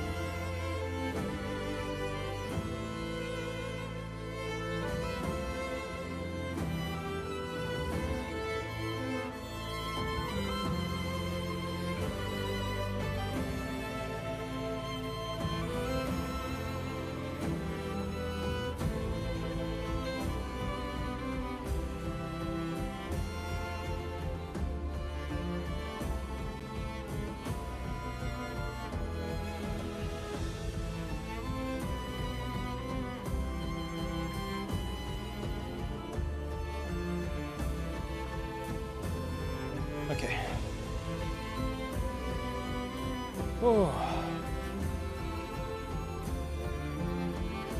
Sip of water.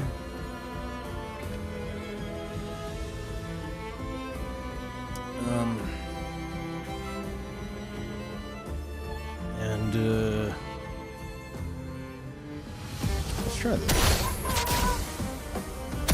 Minoko, parry!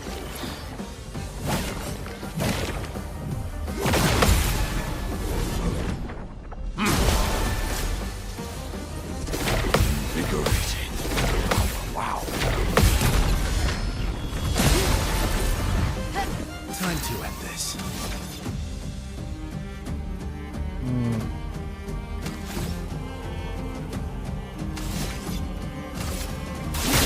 This will hurt.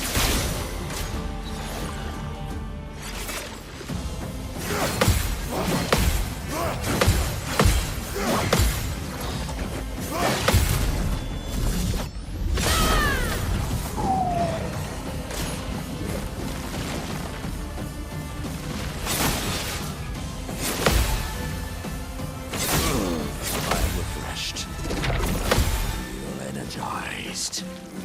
He's fine, he's fine. He's My refreshed. favorite part.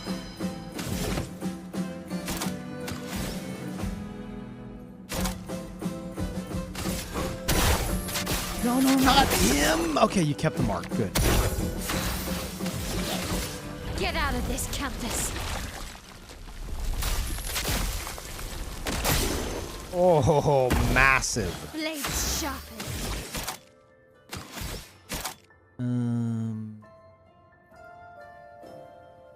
No, not yet.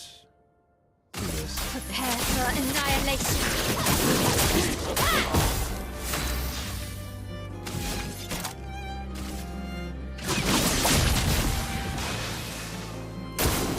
Your turn to shine. Wow. Invigorating. Oh, fuck this move. Energized. Wow. God, I fucking hate that move. My cup is full. It's more now with vigor.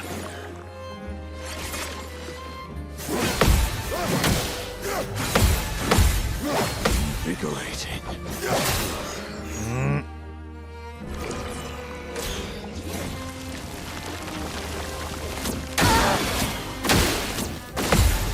I'm refreshed.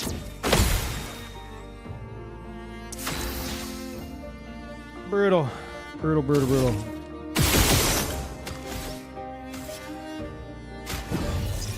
We're still doing good. Okay.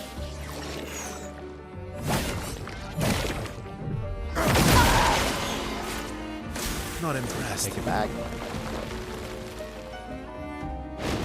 Wow. Feel energized. Time to end this.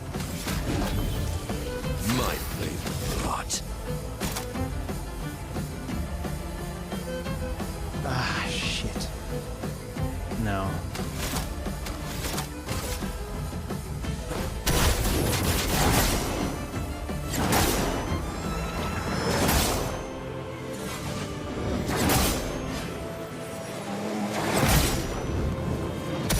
This will hurt.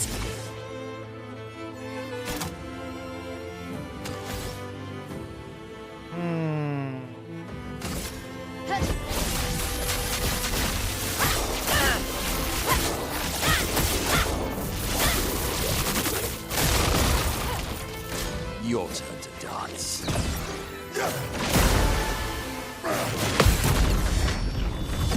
Invigorating.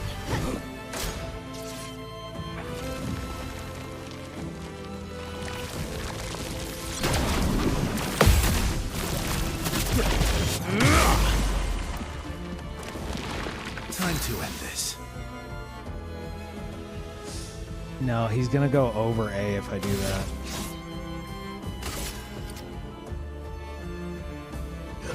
Witness your head. Cut him down. What? That didn't fucking... What? Am I even able to tell which one can break currently? Okay, well, out of spite, fuck you in particular. Or do you have to? Maybe you have to hit both. Watch of out, them. my elf. And whoever gets hit last breaks. Fucking hell! My whole setup ruined. That's fine. A bit of violence, yes. Let's have some fun. Prepare for oblivion. Finesse and grace.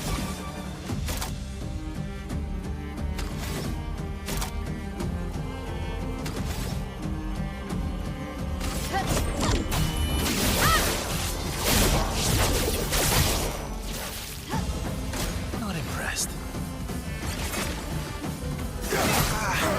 Whoa. Okay. I don't know why I stopped paying attention. Pretty smart. On me.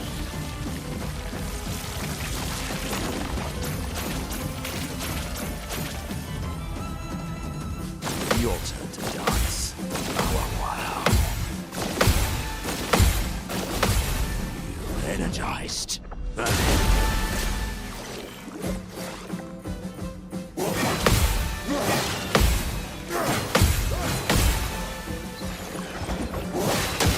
What?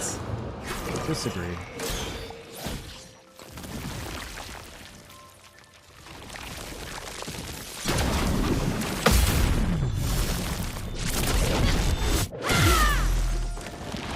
What lovely feet. Here we go again.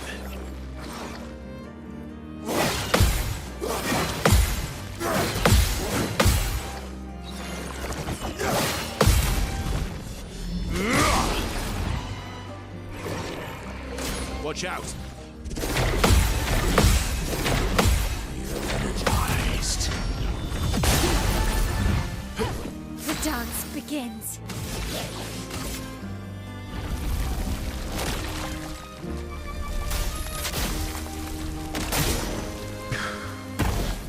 Time to hit big.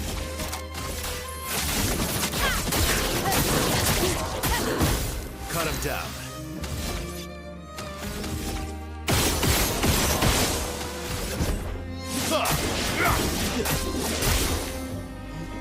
On me.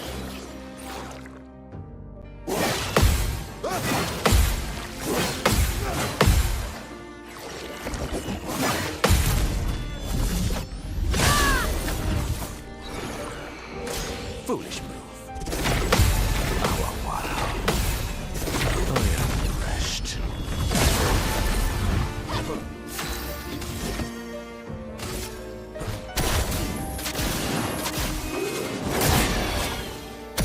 Let's have some fun.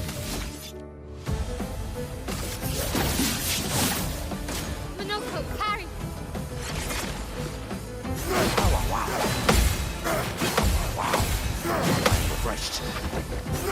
Refreshed.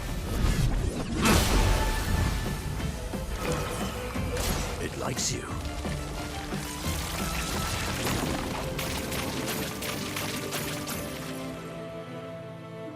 Minoko, parry. I'd love a dance. Impressed. Of course, the one that goes to her. Merci.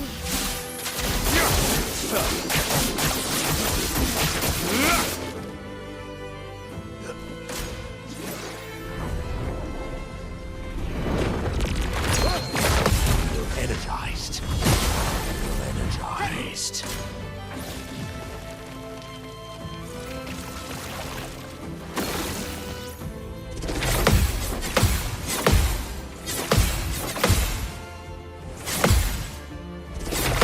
Minoko, get ready. Refreshed. I'm ready. Fuck waiting for the mark. Just Get out do of this it. canvas. Okay. Okay, roulette. Blade Okay. sharp.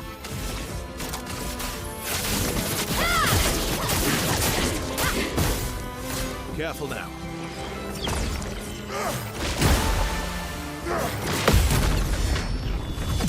Invigorating.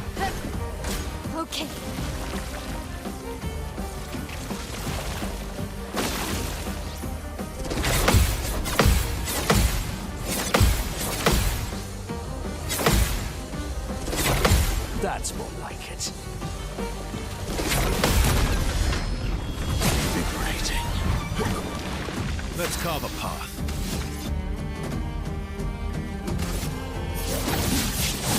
So much power.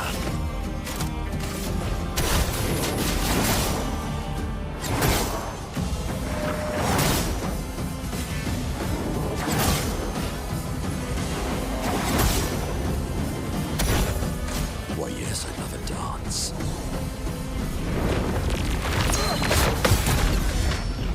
I'm refreshed. Why, yes, I'd love a dance.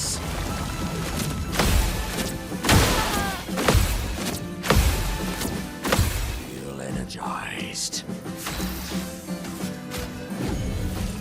This will hurt.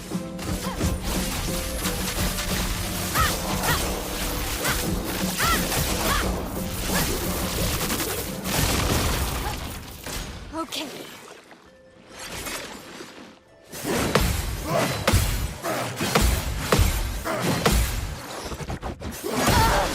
They really want her dead. Oh well.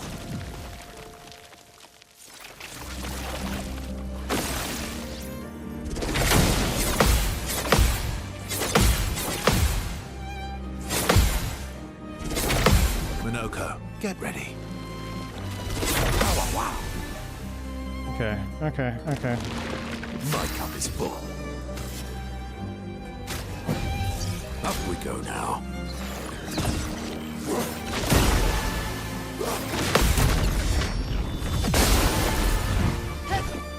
It likes you.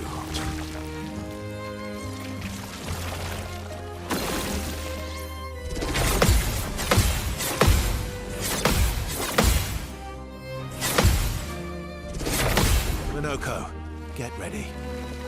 I'm refreshed.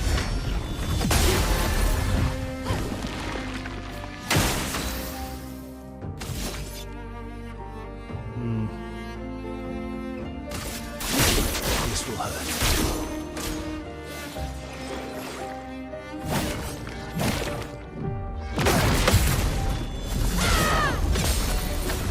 That's more like it. I am refreshed. Oh, wow.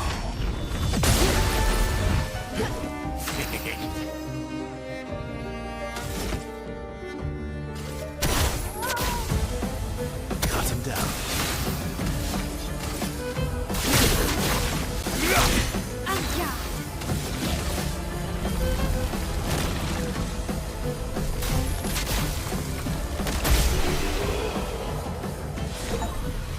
Oh, what a fucking setup at the end. Reach the top of the endless tower. Damn.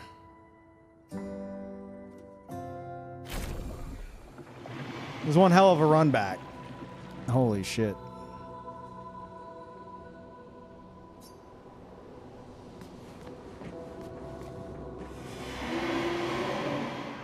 Not bad, I'm impressed.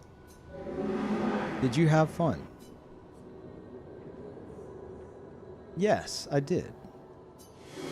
Good, it's about time.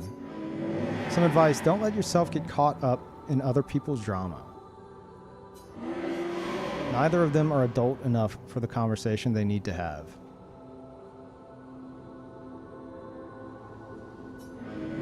Until they face their grief, they're better apart than together. But instead, they do this and pull others into their mess. Like you, trapped in Aileen's delusion. Before you call me a hypocrite, yes, I did get involved. I gave Renoir the edge he needed, otherwise she would have overpowered him long ago. She is, after all, the stronger painter. But there's a difference between helping and getting sucked in. This is not your battle. Don't let their mess become yours. Aileen would rather lose herself in make-believe than face reality. It's a drug she's unwilling to resist. Don't make the same mistake. And Renoir, he's terrified of losing more family. His response is to try to bend everything to his will. Don't let his fear end up controlling you. Not selfish to make your own choices, sister. You've made great strides since I saw you last. Don't go backwards. Like this. A reminder that you control your life. And if you're not having fun, do something else.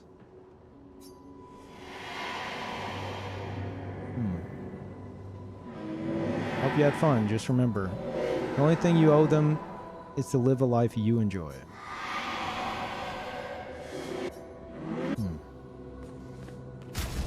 Okay.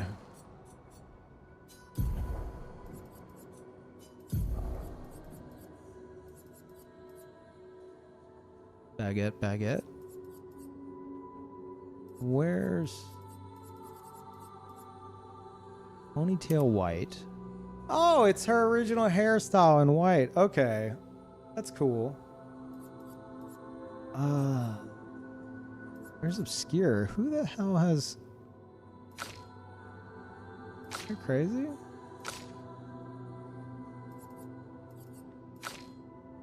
Was it not an outfit? Wait.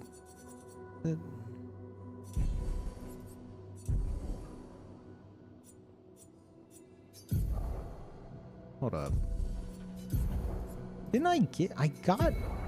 It looked like a fucking outfit. It wasn't a skill, was it? No, what? It was a Verso outfit? Was it? Oh, it is. Ah.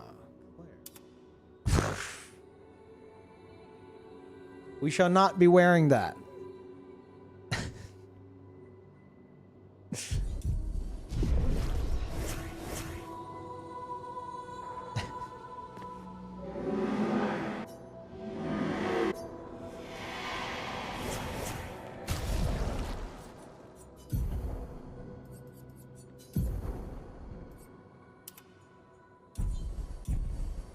Okay. And thanks, Clea. Clea with a solid advice. Especially with the ending in mind. Even though she did kind of double back at the end and was like, yeah, do whatever you want. Whatever makes you happy. And it's like, I don't know if my own knows what the fuck makes her happy. Well, she knows what makes her happy, but maybe not in the long run. You're only missing 2 achievements? I don't really care about achievements. I expected something to happen with these. Especially since you could go over here. Maybe it's like a... Maybe this is the DLC update shit?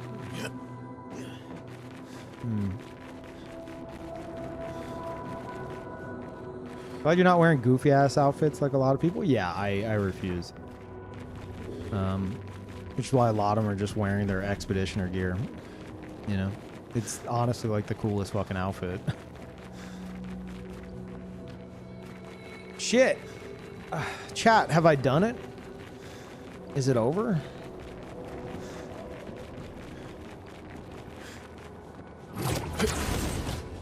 It's over. Hey, Wolf. I'm not too concerned about the achievements. As long as they're not, like... I don't know how they would be spoilers at this point. If they're not, what are they?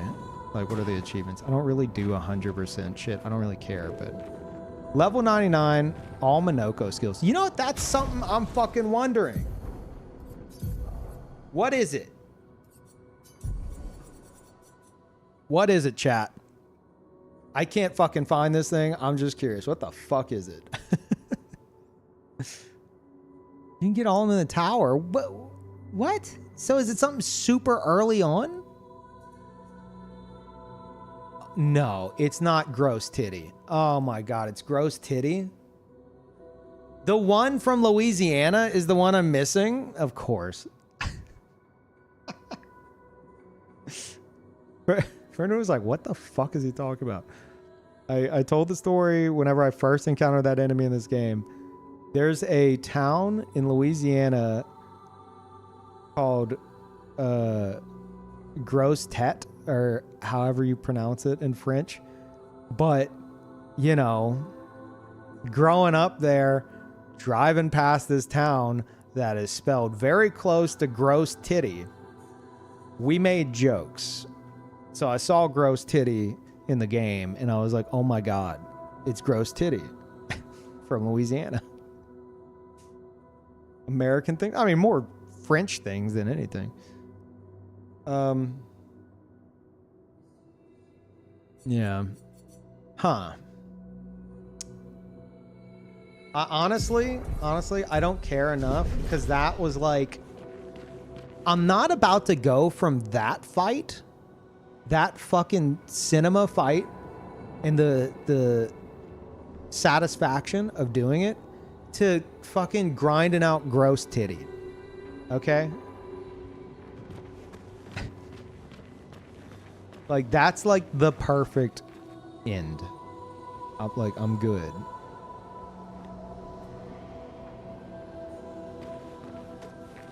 You killed both in the game anyway. There are no more.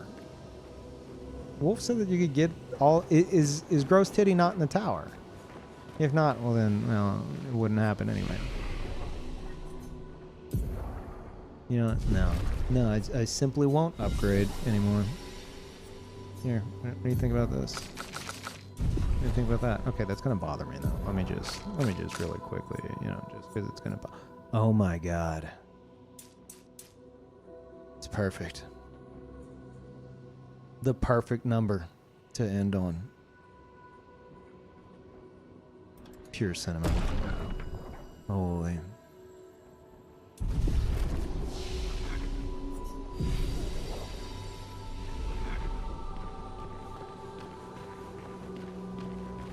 You know, let's take our walk out of here.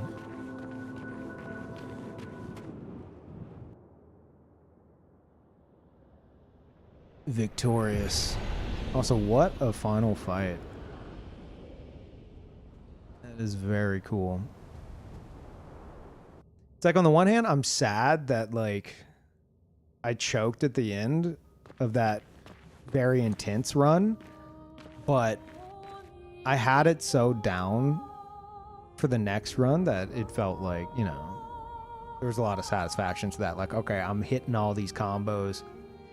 I'm okay with this, you know? Yeah, you guys got a clip. Enjoy. Is this goatee for you? Oh, 100%. Absolutely. Oh. Oh.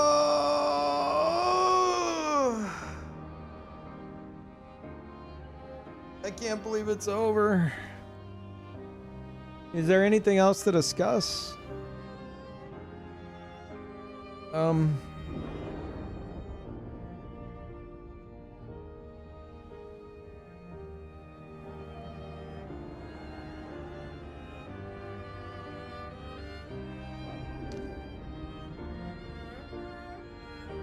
You have any questions?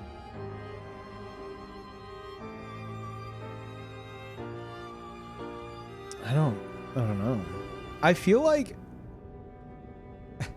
interestingly enough, even though it's my first playthrough, I feel like because of all the lore deep diving and like piecing shit together, I probably understand more about like the story of the game than most people. Like, I'm sure there's definitely some of my theories that are just wrong, or maybe very like very much so a stretch, but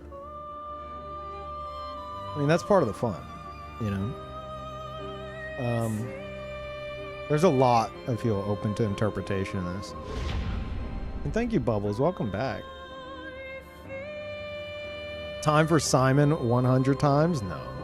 I spent 30 hours on Simon. I'm good, man.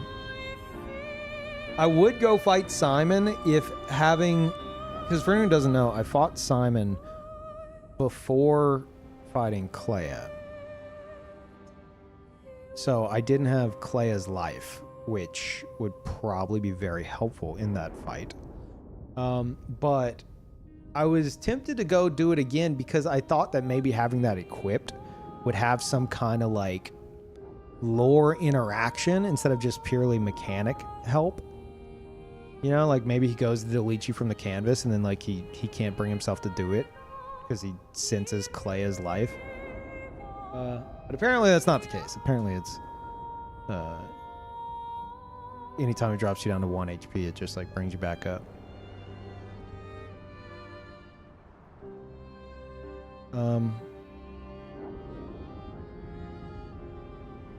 I have a question while driving, Peeve, and maybe you have the answer.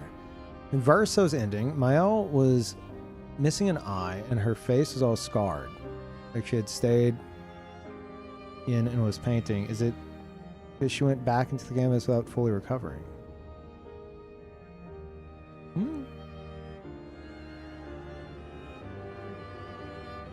Have you played the game? I don't know what the fire is about. No? Oh, okay. You were trying to keep up with my like experience it through me. I can't play these games. Okay. All right. I was like, that's kind of a big detail to be missing. Yeah, the real Verso, obviously huge fucking spoilers at the end of the game here. The real Verso died protecting Alicia, who is also Mael. Alicia had some kind of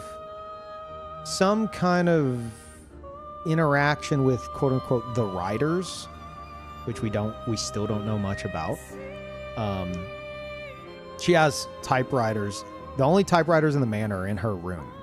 So I theorize that Alicia, against Aileen's will, kind of became like a writer, and worked with the writers who hate the painters and vice versa. And that somehow led to a fire in the manor, which killed the real Verso. And that resulted in her being very scarred up. She's missing an eye. She can't talk. Like her voice is messed up. She's just in pain all the time. And then after the fire, Aileen, the mom, she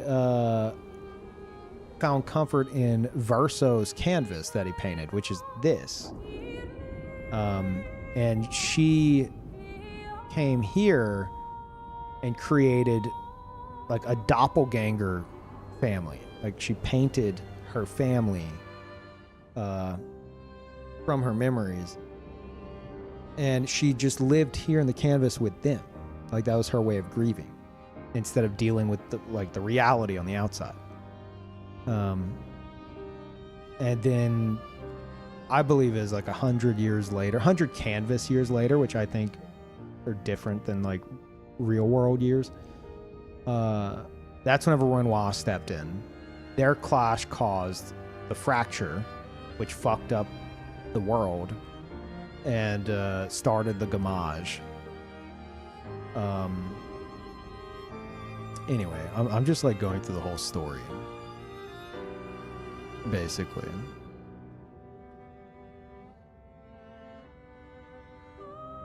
But yeah, would you rank this game above Elden Ring? I need time to digest it and kind of maybe if there's some kind of recency bias going on, let it kind of cool down.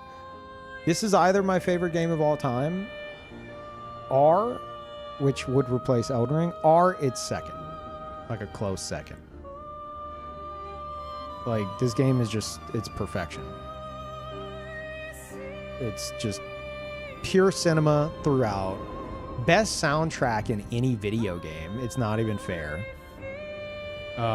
Really, really cool mechanics. Normally, I'm not a big turn-based guy these days, but they keep you engaged in every fucking fight, which is fantastic. The story is like, I've never done such a deep dive into like lore that I started taking notes. I said, like, I didn't stream yesterday because I was digging through my VODs, trying to refresh my memory on, like, all the cutscenes, a lot of dialogue, shit like that. And I ended up writing a 7,044 word document. So mostly just transcribed a bunch of dialogue for me to reference later, as well as put down some theories I had about said dialogue. And we went over that at the start of the stream. But, like, I've never done that in a game. Another game hasn't, like, encouraged me to, like, dig that much deeper. And then I found out that most of the stuff, I was like, oh, I need to refresh my memory so I can have all these lore theories and stuff ready to go. So whenever I do get to the end, like, I'm not lost. But, like, most of everything I was cooking up was ultimately unnecessary in the end. It was all just like extra details and extra theories. Because I think you could go through the game with, I mean, pay attention obviously, but you could go through the game without doing any kind of significant lore deep dives or paying super close attention to environmental details and stuff. And you'd still, like, understand the gist of it at the end. But if someone, you know, asked you about, like, if someone quizzed you about, like, what canvas year did the real Verso die? You might be like, what? What monolith year? It's like, trick question. It was monolith year 200. But monolith years stop at 100. At least that's my theory.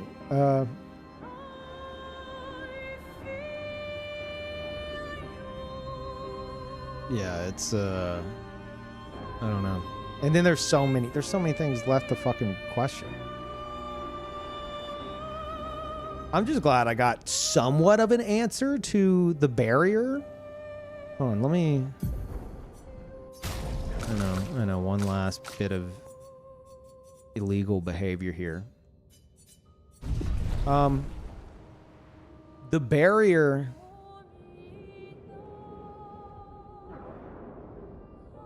Expedition 60, like, fucking punched through it, which was crazy. But how the fuck did Expedition 70 get it? Yeah, no, I'm definitely glad I did my L's first. Because, like, even though it was, like, my first choice, ending it on the one that I prefer, the one that I would consider definitely, like, the good ending, like, that feels better. You know, like, I didn't revert the save of the good ending, right? Even though technically this is before any of that happened. So I'm glad I did that first, because had I have gone back, because my brain's fucked up, had I have gone back, I'd have been like, oh no, I undid the good ending. It's like, you didn't. That's not how this works at all. But yeah, we saw the, I mean, they're both fucked up in their own ways, but one has more closure. One has closure, the other one doesn't. And I think people look at it as, like, good and bad, and I've heard you guys talking about how there's, some of you are like, oh, I hate both endings. Some are talking about how, like, there's heavy criticism around the endings. I think it's less so good ending, bad ending, just, like, cut and dry, and more so one has closure and one doesn't. So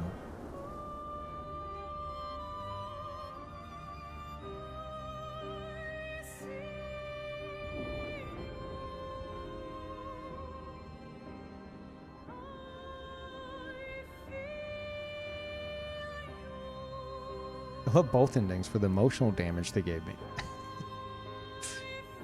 Yeah, I don't know. I was thinking, well, this whole time people are just telling my L, like, what to do. Like, you can't make your own choices. Apparently she kind of fucking can. Apparently she kind of can.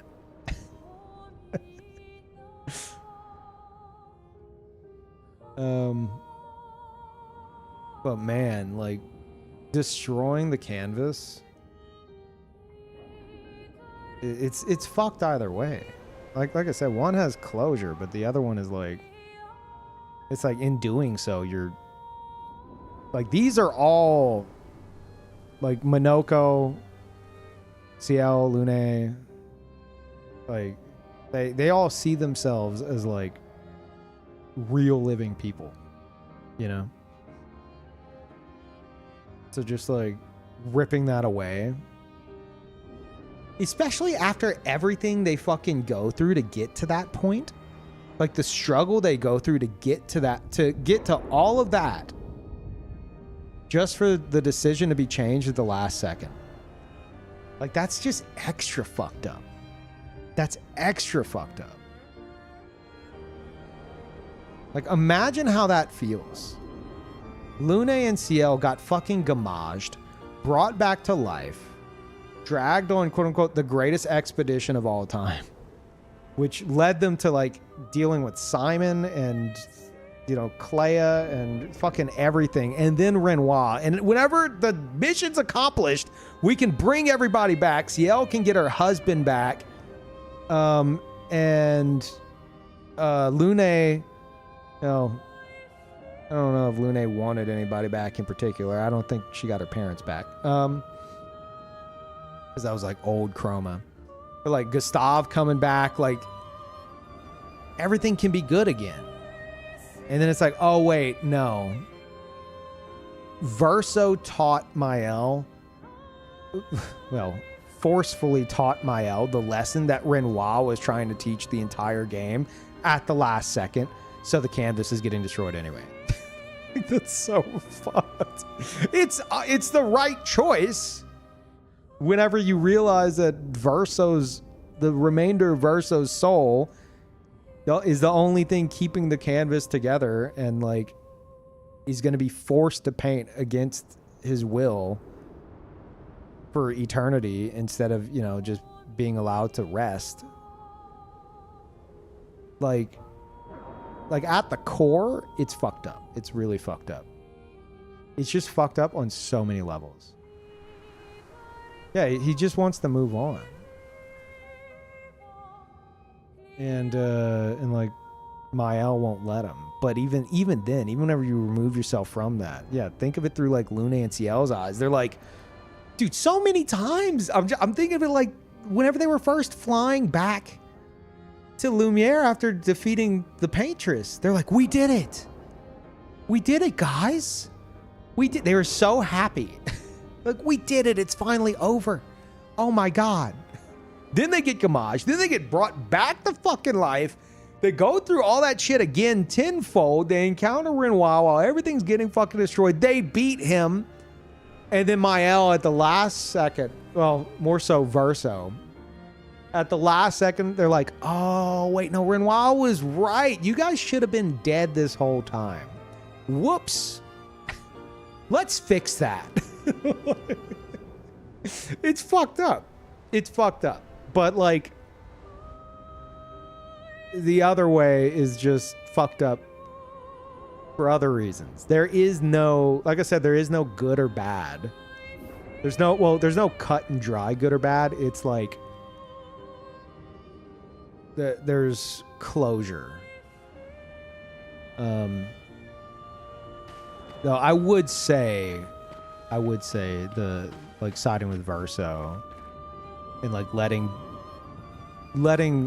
real Verso's soul finally rest. Like, that's the least fucked up of the choices, I think, because like that's just ultra fucked. But it's fucked up either way.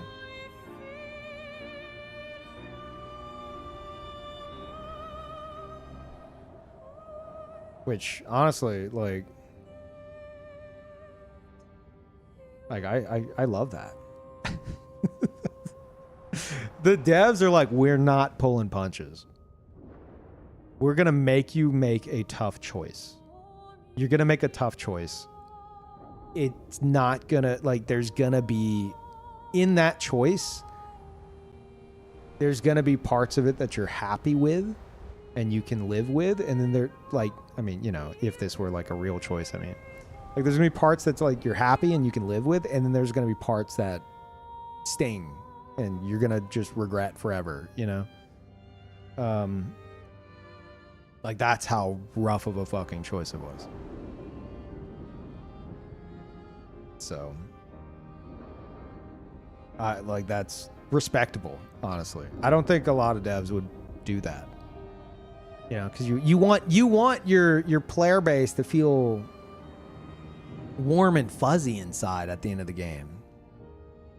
And if you have a bad ending, it's like cut and dry bad ending. It's like, oh no, I went back and I got, like, I did the good ending and now I feel all warm and fuzzy. It's like, well, even then, you're going to have some closure, but, you know, it's not going to be as warm and fuzzy as you think. It's just, it's not that simple.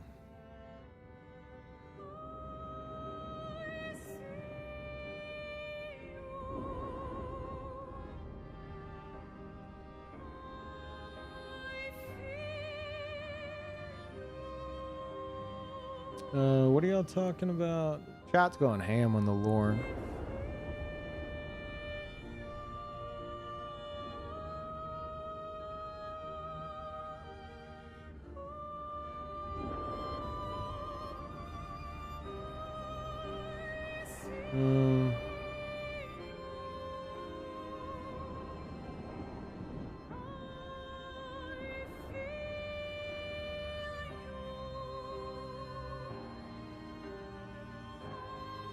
Oh, I think you guys are talking about, like, Verso's, like, painted Verso's motives.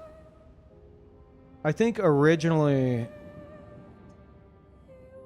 I was thinking that his motives were, like, whenever he's split from painted Renoir, like, they wanted to help Aileen. And then whenever they had that split, which I assume was after his encounter with Julie, like, I thought because of that, he realized how fucked up things were with, like, everybody in the painting getting caught in the middle. And the only way to fix that is to just get Aileen out of the canvas and hopefully Renoir would follow. But I think it's Alicia's letter that, was it the letter? Or was it something said at the end of Act 2? No, Verso says something along the lines at the end of Act 2 when he's talking to Mael after she comes back from the Gamage. He says something along the lines of, like, I couldn't, like Aileen was killing herself. I couldn't watch it anymore.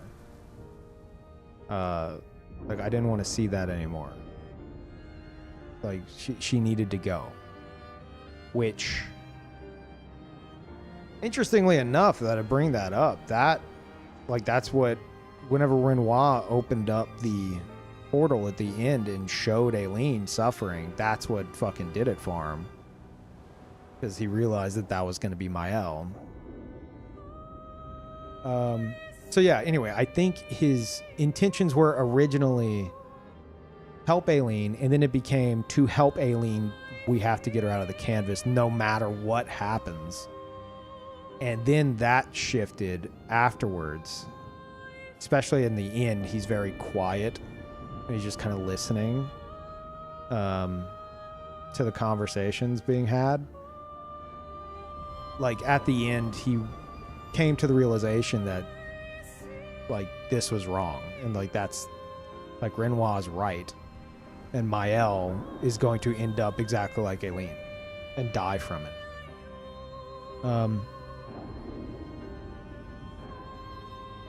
Yeah.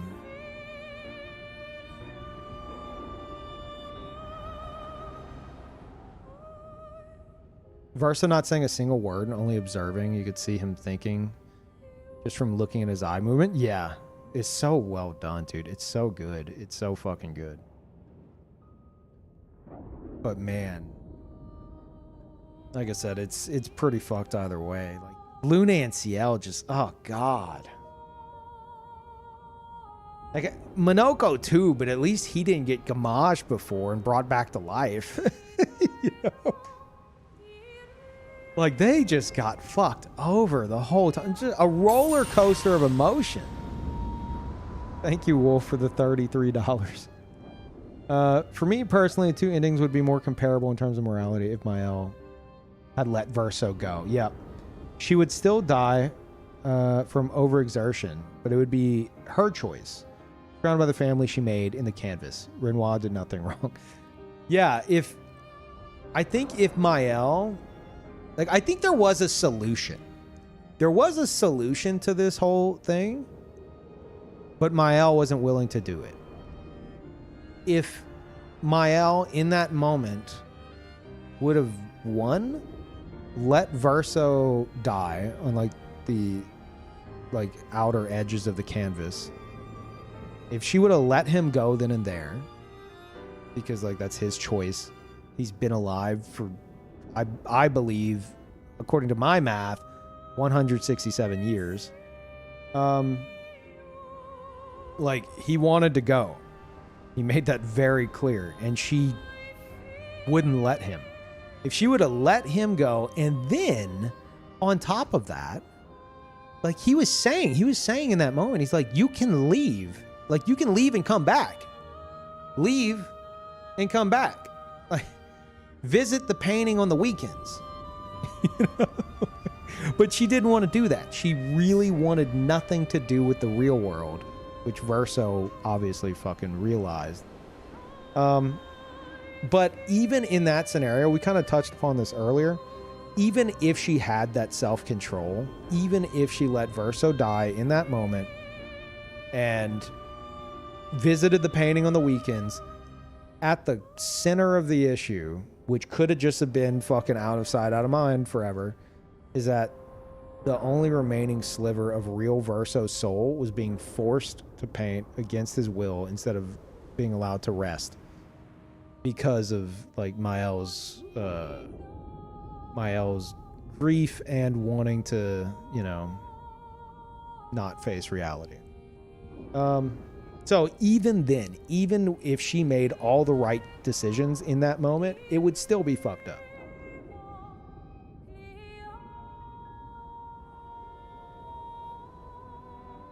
Like, ultimately, it just comes down to let Verso's soul rest while also erasing everybody in the canvas, or force him to paint forever. And then also have Mael, you know, eventually die from it. That's what it boils down to at the very core of it all. Basically, it's Aileen's fault. I mean, we don't know exactly what happened with the riders and Mael that led to Verso's death, but Aileen seems to think it's entirely Alicia's fault. And we don't really know the situation there. We don't have answers to that.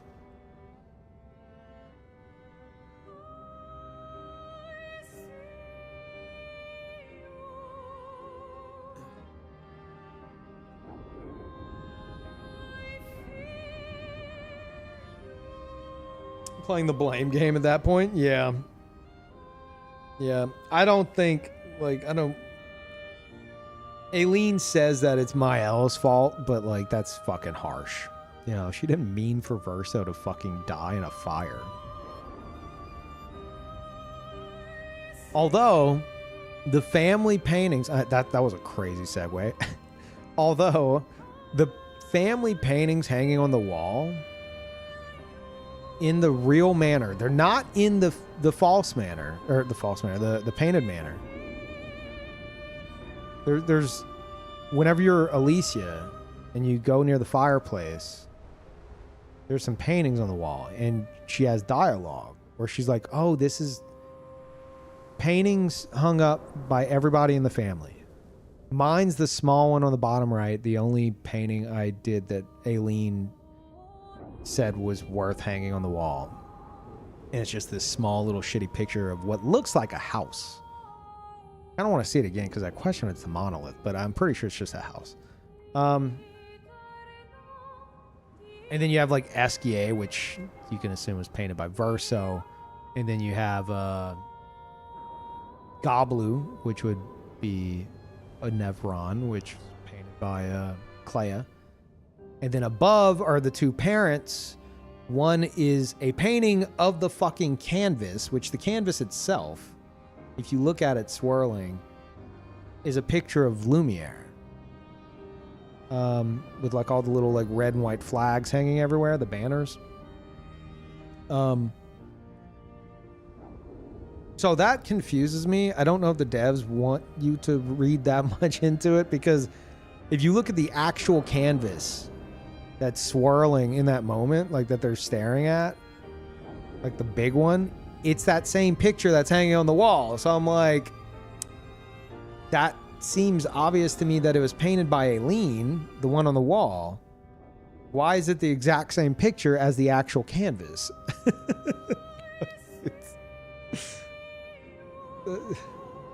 Unless she was like, I really like this painting, Verso, I'm gonna go ahead and copy it and hang that on the wall. It's like, well, that's kind of weird.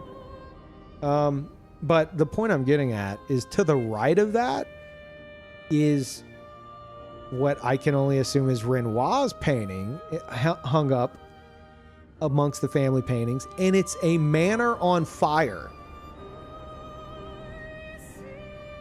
Like, how'd the fire in this manor start? Oh, nice painting, Renoir, of our house on fire. I don't know. Maybe I'm reading too much into that, but it's very strange. Oh, does anyone have any theories on why the fuck in the real world, you could have a ton of theories about the painted world, but in the real one, there are paintings on the walls of like the monument with like the 33 on it. There's even one of the campsite overlooking the monument with the 33 on it. I thought it was maybe there was some kind of like prophetic, like something like guiding you, like a fate kind of a thing through paintings.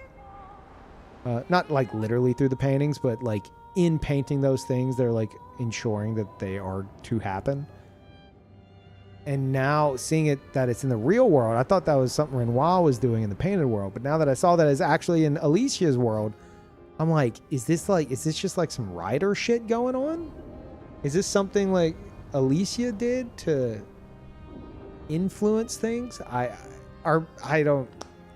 would just say super fun, silly dev Easter eggs. But as I said before, whenever your first time entering the manor, Lune looks to the left at one of the paintings that has the message that you guys just read that led you there, that led you to Mael. It's a painting of that fucking message. And she points it out. She's like, is that what, like, do you see this? She points out that painting. So I'm like, surely that means that the other paintings have some kind of significance, right?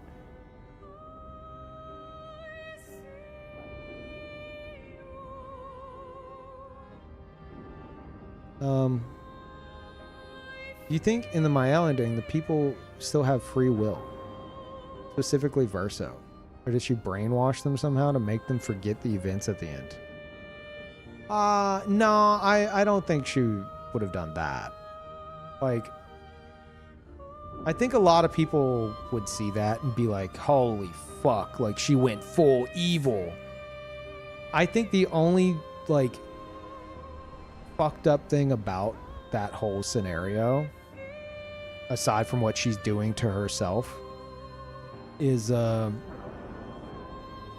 she forced Verso to live because she couldn't let him go.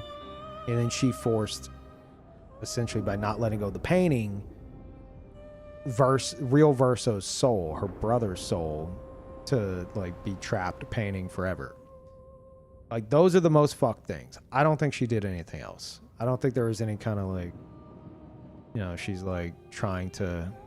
Actually, I think there's one more really fucked up thing, which we kind of touched upon earlier. She had this line right after that scene, right whenever it goes to the opera house scene.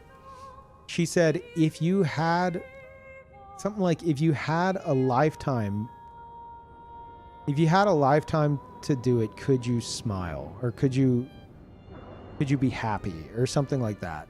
And then she's with that boy, which I immediately thought, wait, is that like the fading boy? Is that Verso's soul, like in human form? And I was like, oh, she brought him into the painting. But then, like, I don't think she can do that. She can't do that. So if there is one really fucked thing Mael might have done, one extra thing, it's she may have actually have like recreated Verso again as a child, just to let him grow up, like have a full childhood of his own in the painting, and grow older, I think, in a way to make her feel better about her decisions, assuming whenever he gets older he'll be happy. I think that's what the kid was. Like just some fucked up way for her to like feel better about herself. So that, you know, like, oh, well, this Verso's really the Verso I like, sure, I made like my brother's soul paint forever, and the other Verso, who I also consider my brother, is extremely unhappy and doesn't want to live this life anymore. But look, this Verso, under the right conditions, look how happy he is. You know, he's happy, so you know, like, I made the right choice, smiley face. I think that might be what it is. People also say it's Verso and Lune's child. No. Absolutely fucking not. I don't think so. Like, someone did mention that in one of the songs, they talk about them being in a relationship, and I mean, hell, in my playthrough, they got together, but Verso on that stage, he's so fucking done. Like, he seems like someone who just, like, he doesn't enjoy playing his piano anymore. That's all you need to know. He doesn't enjoy playing his piano anymore. Like, that's how done he is. I don't think he had a family, you know? I don't think he cares anymore. No, I don't think he's not controlled by Mael, I don't think. I think he's just kind of accepted things, you know? Mael's like, oh, play your piano. Look, we'll get you an audience. Look. Everyone's here to watch you play your piano. You love your piano, Verso. Come on. And he's like,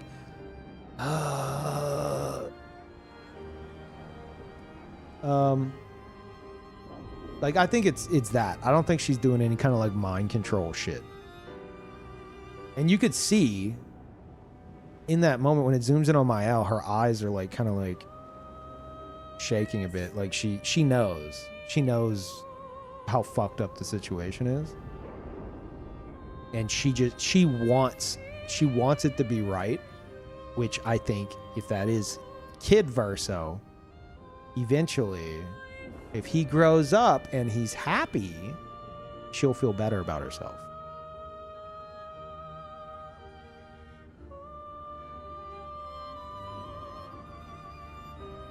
Which is extra fucked up, if that is the case, is extra fucked up for painted Verso. Because he's like, dude, I don't even want to exist as a doppelganger. You made another one of me just to make yourself feel better, and I have to watch this kid grow up with like a happy childhood that I didn't get. Like, all I had were like memories of someone else's happy childhood. Like, yeah, painted Verso suffers no matter what. He is, no matter what decision you make, he is suffering. Actually, really sad.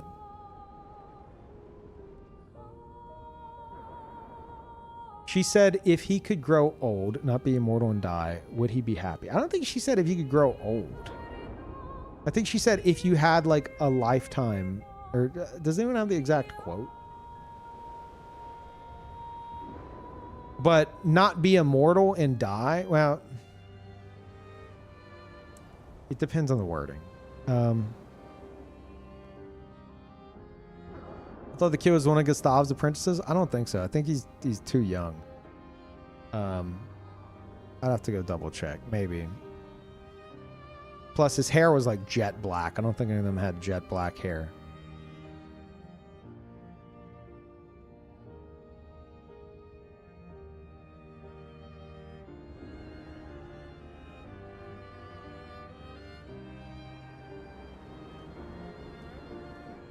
Isn't it Ciel's kid? I consider that too. Like Mael, like, because like Ciel and her husband sit down, and I don't think, again, I'd have to watch it again. I don't think they had a kid with them, but Ciel never had a kid.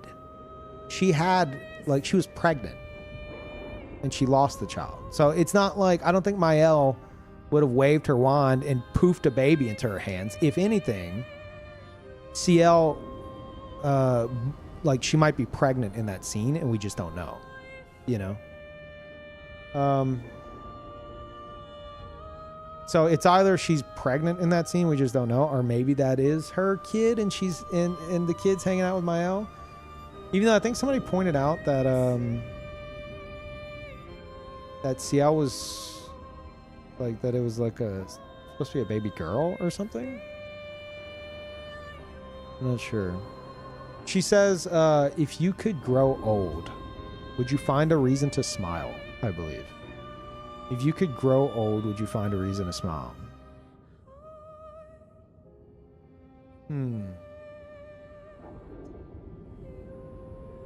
I mean, that sounds like a question she would want answered. So maybe in order to see that happen, she had to like make another Verso as a child.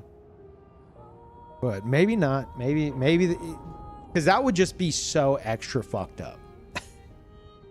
That would be so extra fucked. I would like to be wrong. I would like it to just be like an apprentice or Ciel's kid or Lune and Verso's kid, but Verso's so fucking done with everything. I don't see that being the case. Unless maybe like Lune got pregnant like when they hooked up. But no, I don't. Yeah. It's like, you don't have to do that. You don't have to make that choice. So it'd be kind of weird. It's like, oh, you didn't? You and Lune didn't hook up? Well, here's your kid anyway. You know? Like, I don't think after the events of what happened, where Verso is forced to live against his will, that he would be down with like hooking up with anyone. I think he's just fucking done. So I think if that were the case, it would have had to have happened before, which is up to the player, despite what a song's lyrics say. Peeve on Expedition 33, let's go. Well, sorry to break it to you. I have done everything I'm looking to do. The playthrough is over. Officially done. We're talking like big like spoiler lore discussion.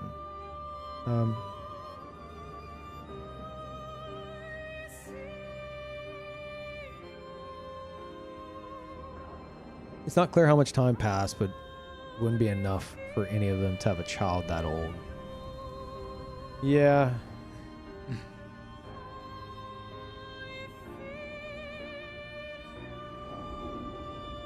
Then again,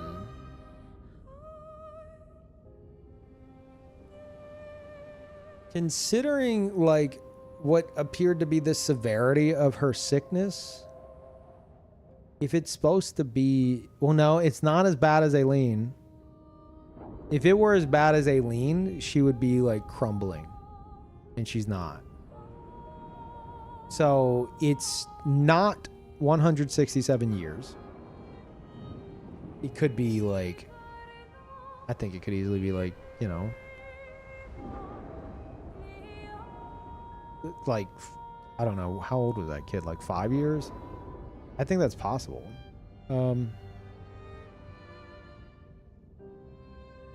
But whether that's the case, we just don't fucking know.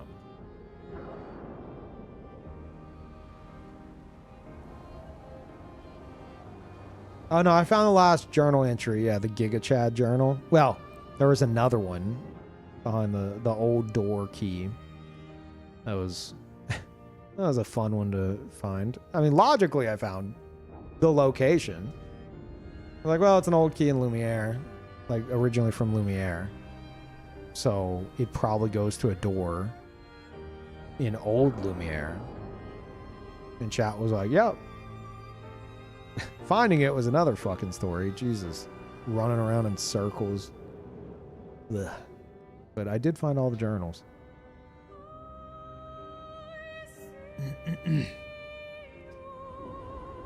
They said they're working on a free content update that'll add new bosses and areas, costumes, and stuff. Yeah, I'm excited for that. We don't have a date, right? Oh. Thing I want to know is what's going to happen to them in Mael's ending when they get old and die. Will she let that happen or just repaint them? Well, she said Clea is the only one with enough skill to repaint somebody, and maybe after all of her things she went through, she now has that ability. Who knows?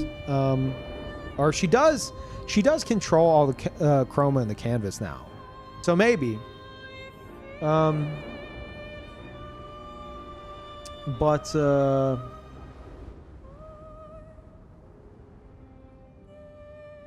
I don't think she would just let them go.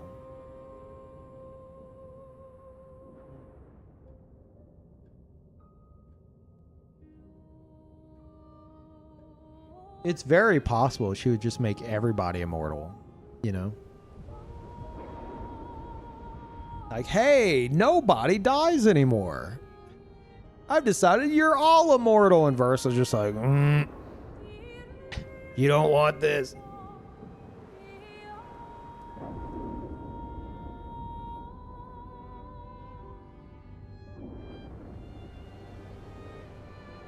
She'd keep them alive in her wonderland until she eventually dies. Yeah. And then the fucked up thing is, even if that happened and she died because she stayed in the canvas too long, whenever she would die, like, the canvas would still go on. So whatever she did, if everyone's immortal, like, if she decided to do that because she didn't want to let anybody go, like, they're just like, look at Verso. He's tired. And now they're all just immortal. They're all just immortal here forever, and they can't ever die. And Verso's soul is having to paint forever for, like, you know, for what? Because after finally getting Gustav back, there's no way in hell she'd let him die on her again. True. Very fucking true. She got Gustav and Sophie back, and she's not gonna let them die. I think it's very easy to assume that at the very least, the whole party, including Gustav and Sophie, are now immortal. And they will eventually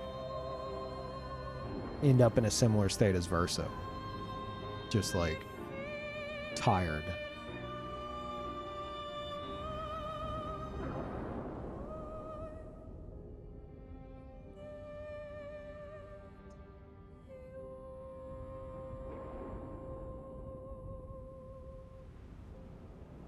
But yeah, I don't know. Who knows how far she would take it, but I could definitely see that.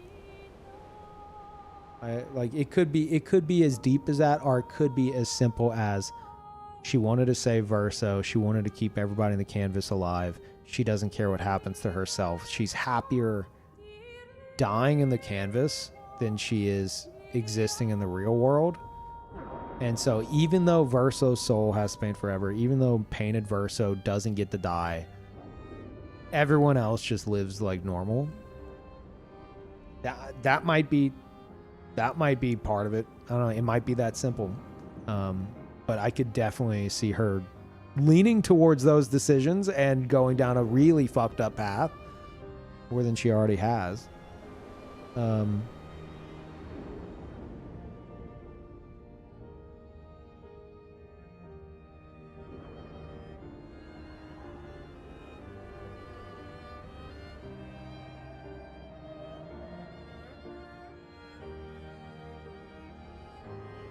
If at the moment Alicia dies, Renoir would torch the painting. I don't know. Like, I mean, I guess that's another angle. I wonder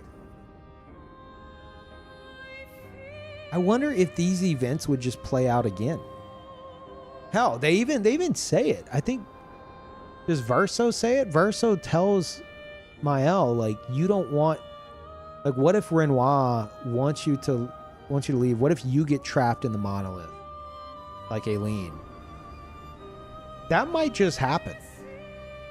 Like, it might just be a cycle like that, because I don't think Renoir, like, he's gonna have a breaking point. He's like, okay, I agree with you. I'll leave the light on. You know, find your peace. But he's still seeing her every day in the manor, getting sicker and sicker and sicker. He's gonna break, and he's gonna go back into the fucking painting, and there's gonna be another fracture, and all these events are gonna play out again. I think that's what would happen. I don't think it's like, oh, well, ooh, you know what? Hold on. My brain's cooking. I think if I'm going to dive into that, I think she would make Gustave and the others immortal. And then Renoir would eventually try to save her from the canvas, probably Clea too. The cycle would continue, and she has her own painted family that is immortal, just like Aileen did. But instead of like her actual family, it's like instead of her like direct family, it's Gustave, it's Sophie, it's Lune, it's CL. And then Minoko and Esquier, like, they're already immortal. Well, kind of.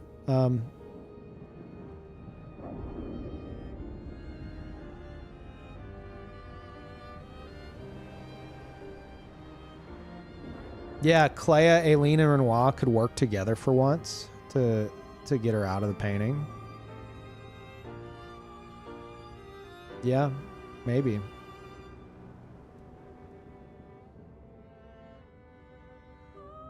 She also wears something similar to Aileen in her ending. Doesn't she wear her... Is she not wearing her dress?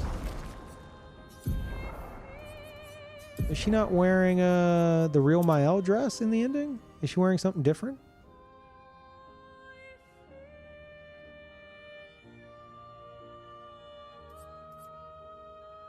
It was different. Really? It was something closer to Aileen. Huh. I mean, maybe. But yeah, I don't think... Like, we think like, oh, she's gonna just rule over everyone until she dies. I don't think Renoir's gonna let that happen. Like, especially with how reluctant he was.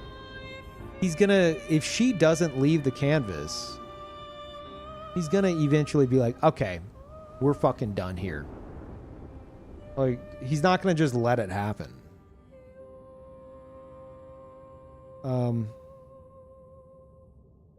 I mean, and I suppose there could be a loose argument for, like, maybe she knows that.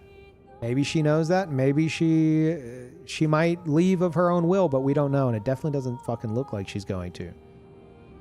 Because yeah, if she leaves and she comes back, then it's, you know, she would be okay.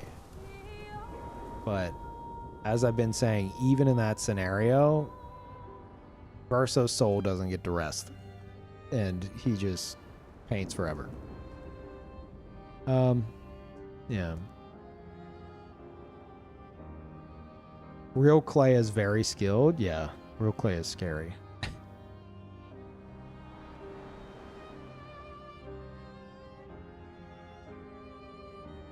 A sequel where you play as Clay to get Mael out? No. Like I mentioned earlier, in a universe like this, you can have a sequel where it's all the same characters in the same world you're used to. Or Renoir said that they've created hundreds of canvas worlds. Like, why would the devs do the same world and the same people just because you're familiar with it?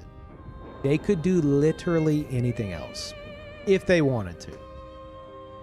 And I think there's room for like Alicia being, I believe, the only writer in the family.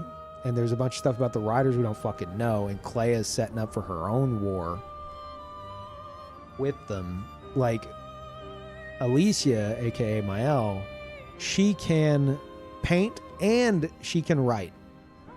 And I would imagine writing has a similar power to painting.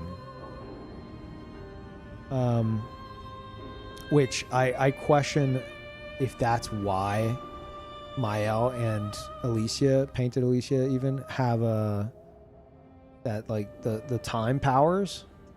Does anyone have an answer for that? Because I've been theorizing that might be because of like their writing ability, you know? Like it kind of relates to some time fuckery that they can do. Like they can rewrite stuff, they can stop stuff.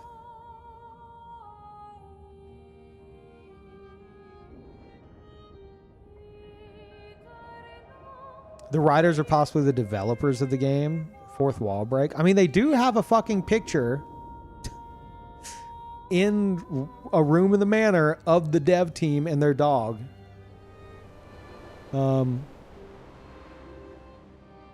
So it could very well be a fourth wall break.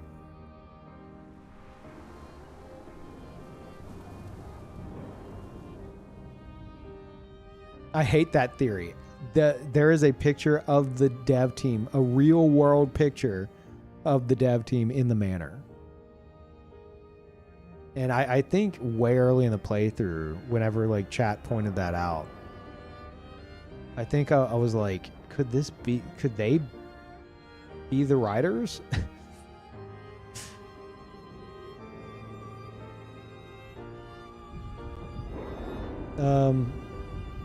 If that's true, I'd be disappointed. I mean, again, it's just, it could easily just be not that. Like you don't have to have an answer, basically. Maybe the devs have that in mind. Maybe they have something else in mind entirely, and maybe they lean into that one day. It's open to interpretation.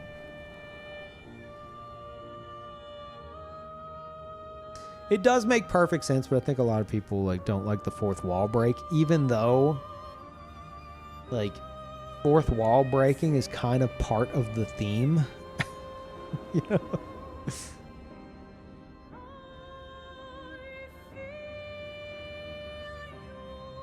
So like it's not out of the realm of possibility.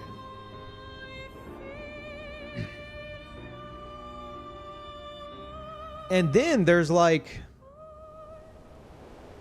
another thing I question is, do you think Mael, after all the events, if you pick Mael's ending, do you think she actually goes to the trouble to paint the real world for Lune?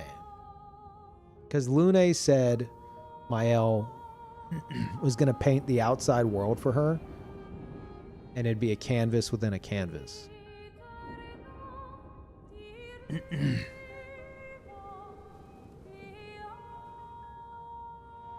Why wouldn't she? Mael hates the outside world. I don't. She might just not be fucking bothered to. I don't know. Or even then, maybe it's like different.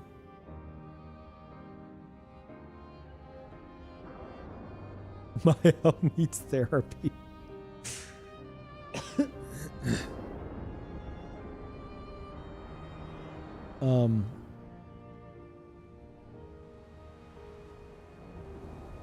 Clea's voice actress does Lae'zel in Baldur's Gate 3. Really? Oh, that's interesting.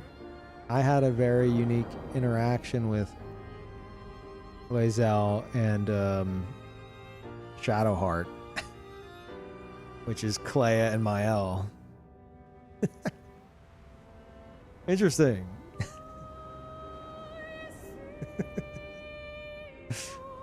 I haven't beaten Baldur's Gate 3 for the record, so keep that in mind.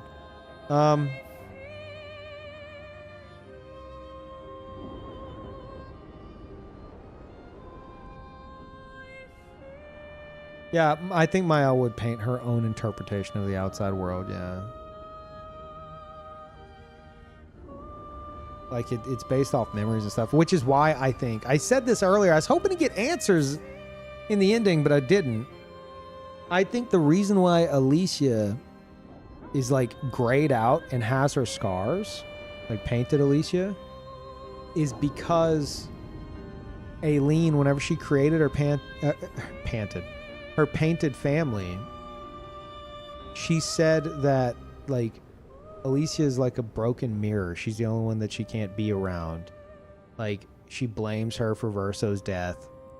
So if it's coming from memory, and we know she paints flaws in people, like Verso, he's a fucking liar. What the fuck did the...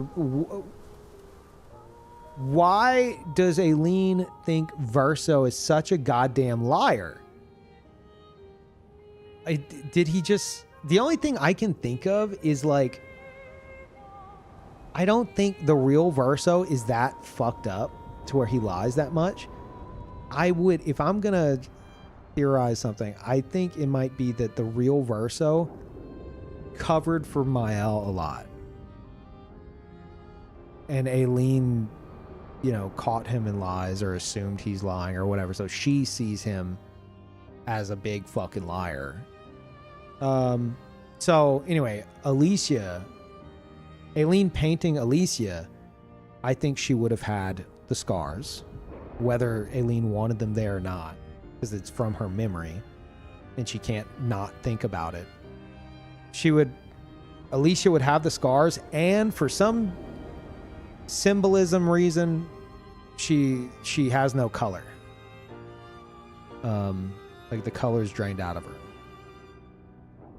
I think that's why. Originally I was like, oh well, she's been painted over.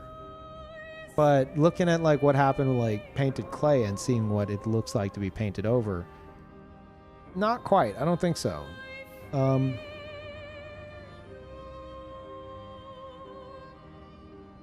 Yeah.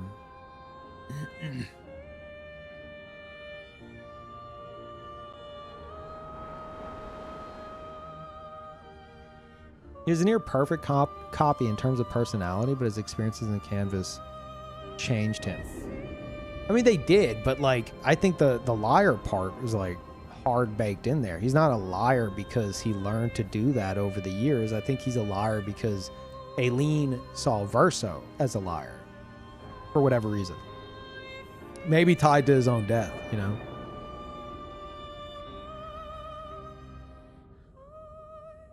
Waste of chroma, says her mom. What, she calls Alicia a waste of chroma? When? Yeah, Verso might have covered for Alicia with the writer stuff, which led to his own death. Like, is Alicia writing again? I told her not to be learning words. And Verso's like, Mom, no. She's painting in her room. It's like, oh, I thought I heard a typewriter. It's like, no, Mom, stop. And then Alicia writes a script. That time my brother died in a fire. By Alicia. Whoopsie. Like, I still wish we had more info on what the fuck happened there.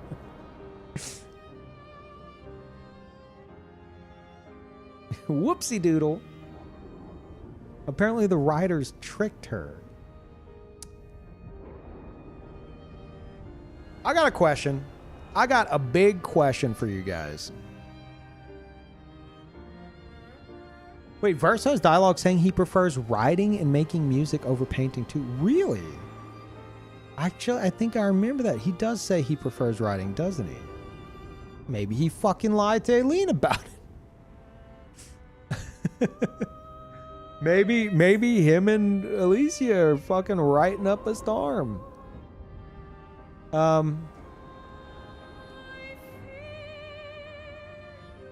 Didn't Clea say the writers tricked her into thinking they could help her mother? I don't think so. Like, help with what? Like, Versa wasn't dead yet. Aileen wasn't trapped in the painting yet.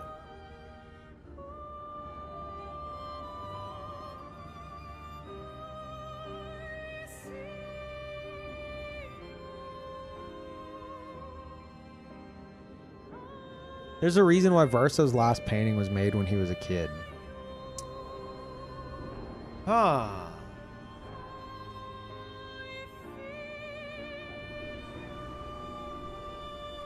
They do say that it's his only canvas. Which, I mean, there's a painting of Esquier hanging on the wall in the manor that I believe is painted by Verso. Like, it's the family painting wall that Alicia points out clearly. So his only canvas, I think there's a difference between like just painting something for funsies and then painting a canvas world. So yeah, I think like we know it's his childhood canvas. Yeah, maybe after he like painted the canvas, he hell, that's probably why, like, or it is why, like, the version we see of his soul here is a kid. It's because that's what, like, that's like the age he was whenever he painted it, I guess. Verso is 26. I noted it on the grave. Was it 26? Yeah. Unless I may not have looked at the month. So 25 or 26. I think 26. Like it showed. I looked at the years on his grave in the other ending.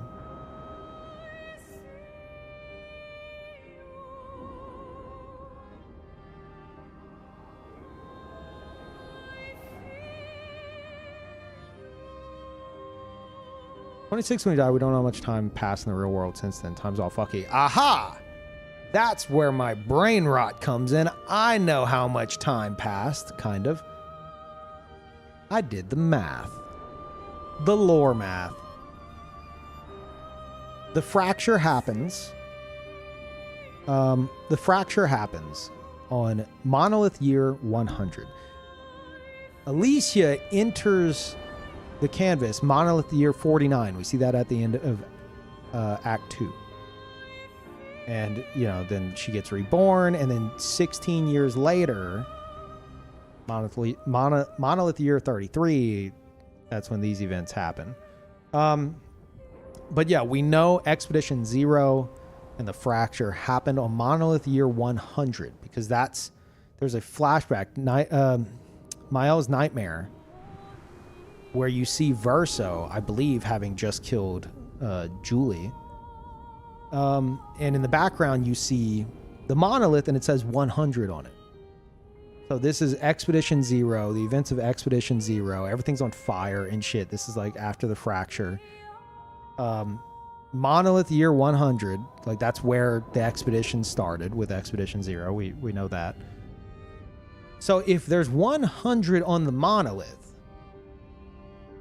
if the monolith says 100, that implies that Aileen's oldest creation that Renoir would be erasing is 100 years old at that point, which means she first painted her family and citizens of Lumiere, because they are Aileen's creations, because they get gamaged, 100 years prior, which would be technically Monolith Year 200, which doesn't really exist because Monolith years started at 100, but whatever. It's a reverse calendar thing. But,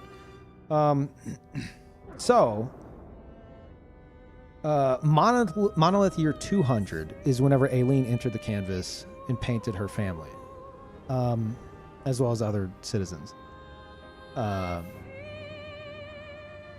Whenever in Monolith Year 49, whenever you play as Alicia outside of the canvas, there's still repair work being done on the manor. You talk to Clea. She's talking about how the family's still in mourning. She's saying they haven't been in there that long, that, you know, it's been, like they've been in canvases longer than this before, not to worry. Like I said, there's still repairs being done on the manor. This is all very recent. But Alicia's scars are as healed up as they're going to get. So some time has passed. So for her scars to have healed that much, I'm not a fucking doctor, but I would imagine maybe a little over a month. And I say that because the math I came up with was like 100 years in the canvas. It equates to about a month outside of the canvas. Obviously, give or take a few weeks. So at that point, that's 151 years, canvas years, which would make it like a month and a half. Potentially. So yeah, I think a month and a half had passed after Verso's death. Also, Verso's death was Monolith Year 200 because that's whenever Aileen entered the canvas. She entered there to deal with her grief. Renoir, we know there was some quote-unquote before times between like Verso and his painted family where they like played together and everyone was happy. Even Painted Renoir brings this up. The fracture happened at year 100. That means Renoir sat there and watched Aileen get sicker and sicker for 100 canvas years, which I believe equates to like a month. So probably a month in, he was like, okay, this has gone on long enough. Like, I'm going to go and get her out. And then, you know, Clea's like, ooh, she's stronger than you. You're going to need my help. So, and then like or Alicia getting out of bed in that moment, she goes and talks to Clea and gets the rundown on the whole situation. Obviously that's for the player, but to me it implies that like she's kind of been tucked away. Clea calls her like their little shadow or something because she's like kept to herself since the events and stuff. And finally, I think in that moment, whenever we play as Alicia, that's Alicia being like, okay, I'm gonna go, you know, I'm gonna like leave my room. I'm gonna go try to like socialize, I guess. And she wants to help. She talks about how she feels bad. She wants to help. If a bunch of time had passed, she would have felt that sooner. So I think only like a month and a half or so had passed in the real world. I'm impressed Peeve figured out the timeline, nearly figured out the timeline with no outside help. Oh, is there like a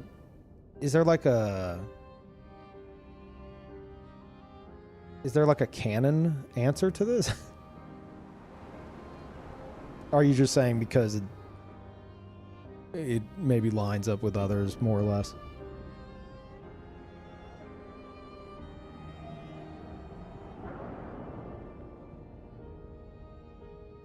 Oh, it sounds right to you. Yeah. Again, give or take a few weeks. I think it's pretty accurate. Because, yeah, Clea keeps bringing up how their family's still in mourning. The situation with the riders is escalating.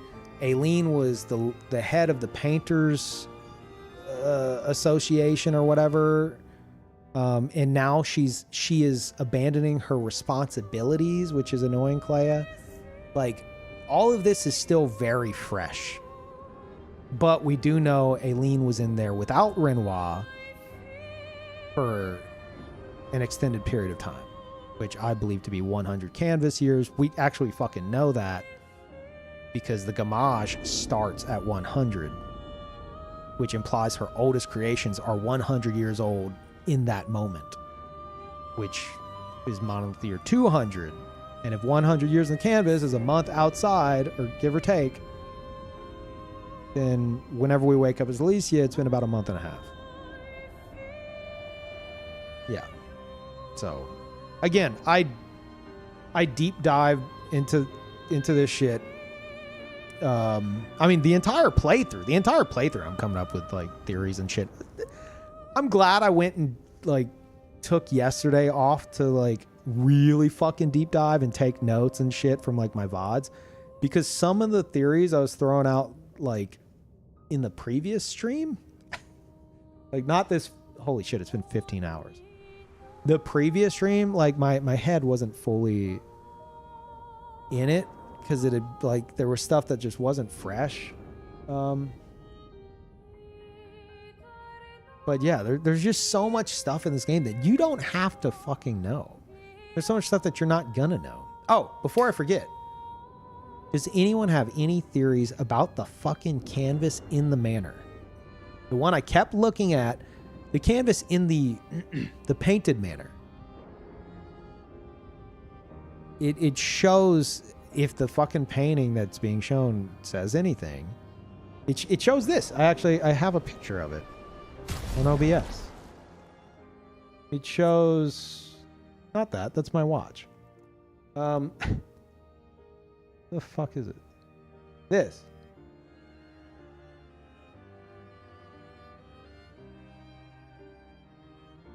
That's the canvas. It shows your watch. I clicked the wrong image on OBS. It shows the that canvas in the painted manor, and we see it swirling as if someone's entered it.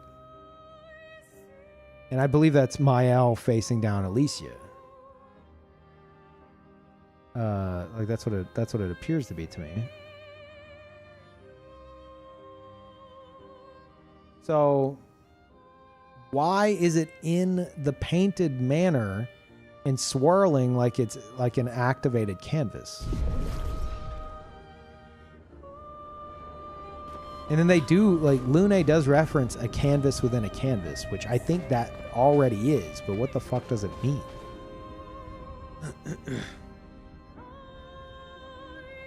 What if the fracture happened a week after Aileen went into the canvas? Aileen wouldn't make all babies, so there would be older people that she created. And those people get gamaged, even if they weren't created 100 years prior. Kind of a hole in Peeve's theory. Wait, I don't understand. If the fracture happened a week after Aileen went into the canvas, like a canvas week?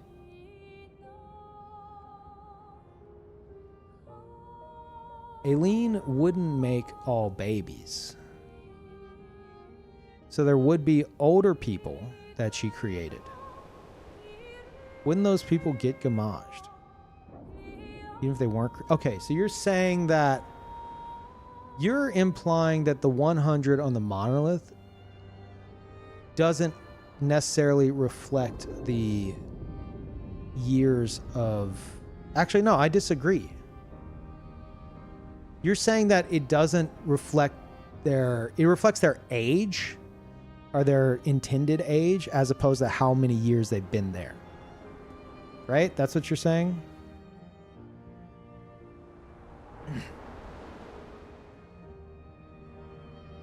But, I mean, I guess it depends on how you interpret it from them saying that like Renoir is erasing her oldest creations. So you can say, oh, oldest as in age. I see it as kind of like both. You know, it's like oldest as in, you know, age as well, but oldest as in like her oldest creations. Like her, like literally when they say oldest creations, I don't necessarily think age. I think what she created first, which would imply that the things she created first were created 100 years ago. Is that, like, are we on the same page here?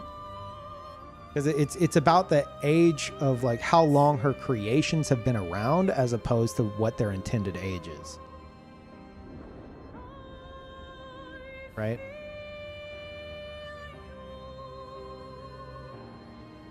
So I think even like what you're saying, I think I'm pretty sure that the number on the monolith isn't like, you can see it as people's age, like people's ages, but I think it's just like the age of the creations themselves. But then again, I mean, you know, like 33, it's like everyone's 33rd birthday. Well, no, that would just happen naturally. You know, that actually opens up something else. Yeah, all the Lumerians saw it as their age. All the Lumerians of, like, recent years. Because that's what they know it as, because they were born within that time frame. Like, they were born within that span of 100 years. So to them, it is the age. It does relate to their age.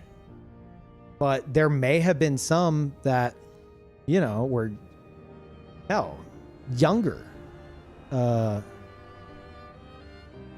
Whenever, like some of the, I would have to really think about this. I feel like some, if I'm mathing this correctly, I feel like it's possible that some of the, like Expedition 84 doesn't mean they were all 84-year-olds. It means that they were created 84 years prior. So they would, well, I guess if that's the case, they would potentially be older than 84, like age-wise. But anyone born, again, I'd have to think this through, but I think anyone born within that span of 100 years, to them, again, this is everybody, them and their fucking parents, pretty much. Like, to them, it's their age. They might not realize that that wasn't necessarily the case closer to the fracture, but to them, it's their age because they were born within that time span. And thank you, Rib. We just beat the game. I just did the Endless Tower. We're talking lore theories and stuff before I end the stream, so you're at the tail end. So obviously extreme spoilers. Please be cautious. But I hope you had a good stream, and sorry if my 1-minute follower only mode snuffed out some raiders there. It's for the sake of bots.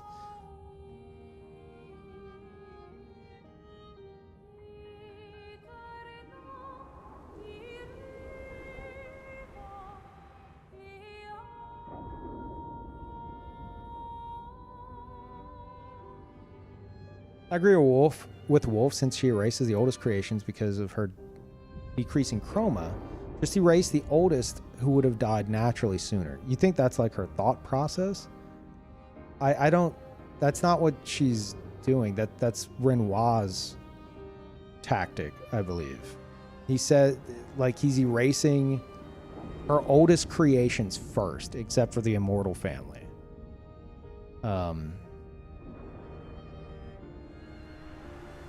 But I mean, I don't know, maybe that is her, like, she is showing how many she can save with that number.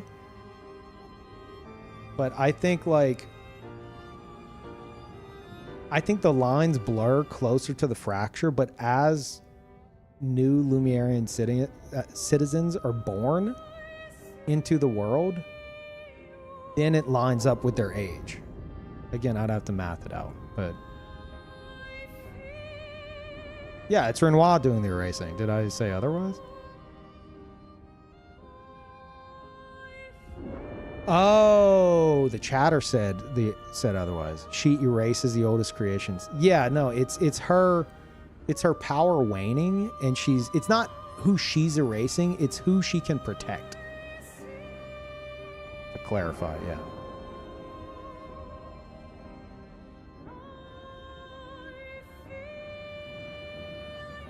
Like, if she wasn't there, which we see at the end of Act 2, then everyone would get erased. And that's exactly what fucking happened.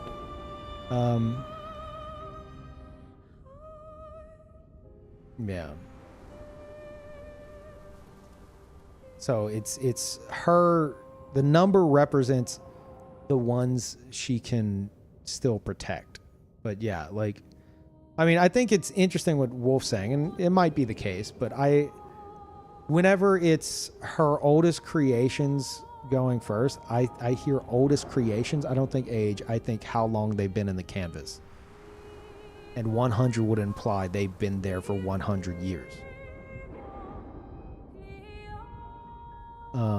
At that point.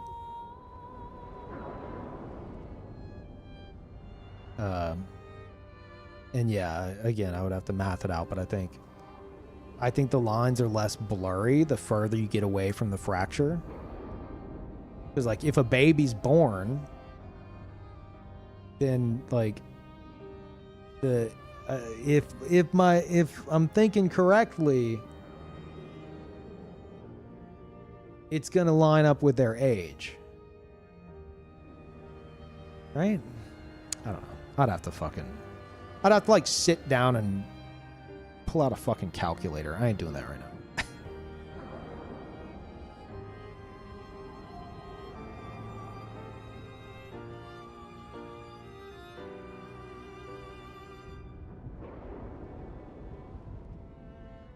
I think there would have been a lot of documentation of people gamaging at different people's ages. I mean, like,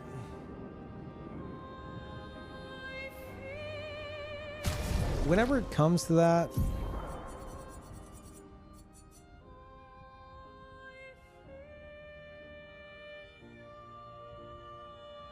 like, do we really think that they sent an expedition of 84-year-olds expecting something to go right? I think the closer it was to the fracture, the more it was like a blend of ages, because it's about the age of the creation, like how long the creation's been around, as opposed to their specific age.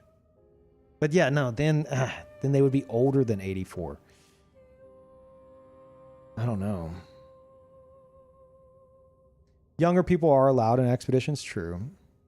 That is true.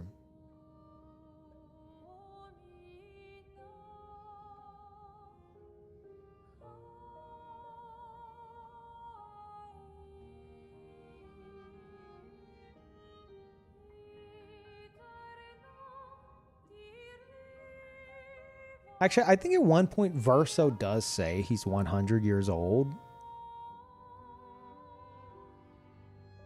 But he could just be fucking lying. He could be older. He could just be fucking lying. If that's true, if he does say that and I'm remembering correctly, and that's true, that would make him like that would mean that he was created at Monolith year 133. Oh, he said 100. He said over 100 years. Okay, well then maybe my theory's solid. I think he's 167.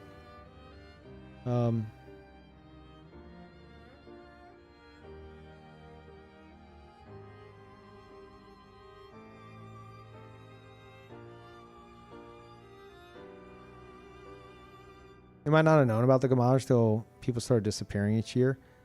No, I think they fucking knew because like Julie, I believe is part of, and I say this because like we see him glance at a grave that has an Expedition Zero band, like armband on it. We see in Miles' nightmare what I believe is Verso facing down Julie, and there's a big 100 on the monolith, which implies Expedition Zero. It says search and rescue. So if you think about the events at the time, the fracture had just happened. Lumiere got fucking launched out into the ocean, separated from what is now old Lumiere. So I think they gathered a crew together to go do search and rescue to try to find everybody who was like trapped in old Lumiere and exactly what's going on like around the monolith and shit. Maybe the monolith had just appeared out of fucking nowhere in that moment. I don't know. But suddenly there's a big fucking number, a big glowing number. And soon after, it ticked down to 99 and people fucking vanished. A giant fucking like painter stood up, you know, and erased it. Actually, you know what? I wonder if the monolith was there prior. Because, like, we see the monolith as, like, basically the wall for the painters to paint the number on. But what if, like, before Renoir showed up, if the monolith was there, including the giant, like, Titan paintress? And, like, what was its purpose and what was her purpose? Unless that all happened during the fracture. I don't know. There's so many fucking questions.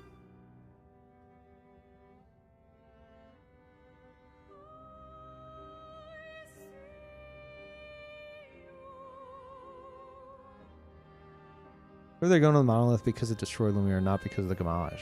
Well, yeah, that's... The Gamage didn't happen yet during Expedition Zero. It wouldn't have happened until, like, probably a fucking year after, I'd imagine.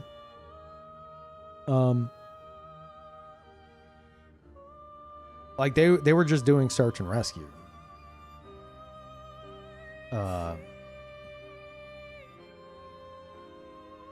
Like, the thing that destroyed Lumiere and all that was the fracture. It was whenever Aileen and Renoir clashed.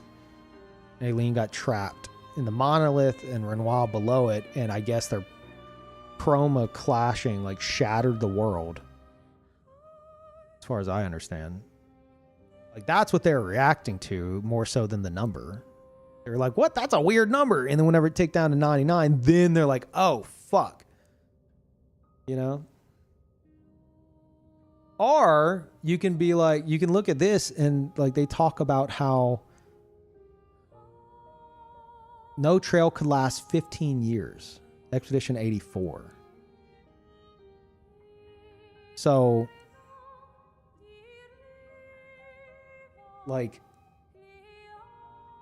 it's possible that they didn't realize what was happening, I suppose, because they didn't have any other expeditions going. They started the expeditions again at 84. So maybe, yeah, maybe they, 84 is when they were like, oh shit. You know?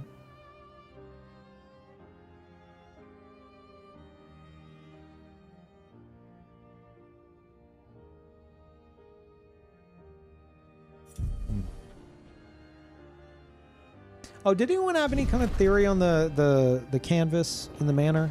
I missed that. That's the one thing that's really tripping me up. Really fucking bothering me. There's an seemingly activated canvas in the painted manor. And it has been bothering me for a very long time. Does anyone have any theories on that?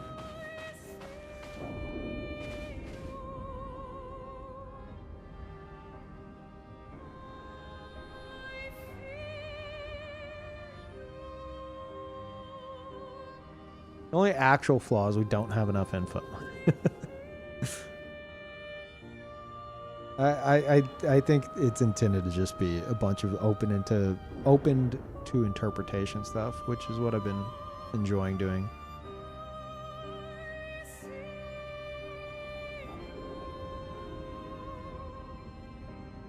Also, I remember thinking that the manor was painted that way because it was Renoir's manor, and he remembers Verso as a kid, like he remembers him as a child. But now I think it's because it was painted by child Verso, like in his childhood, and so like that was his room. And like that part of his soul doesn't know adult Verso. So like that, like his room never changed. Oh yeah, theory. I appreciate the attempted spoiler precaution there. But yeah, I fought Simon many streams ago, like a month ago. 30-hour fight.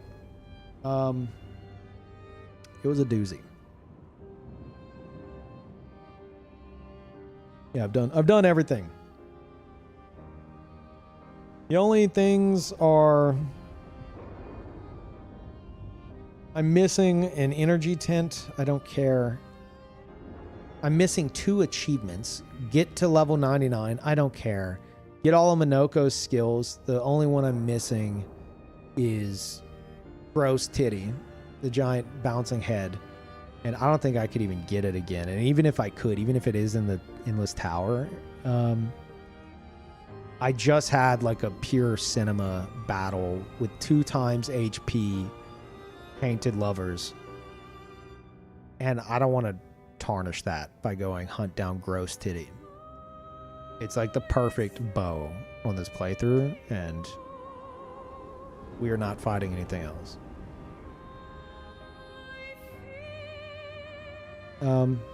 Yeah, I don't care about achievements, but it is interesting like how close I got to all of them, like without a guide or anything, just doing my own thing. Yeah, I'm not gonna do New Game Plus. Maybe in 5 or 10 years. I don't know.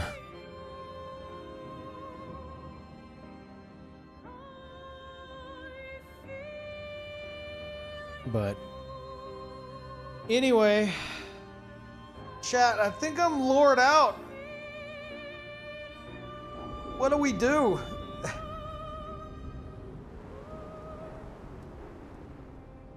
This is the last Expedition 33 stream. It's over. The expedition is complete. You can finally play the game. Yeah, fucking right. What's on the menu for next stream? I don't know, man. Sleep. Streaming for 15 and a half hours.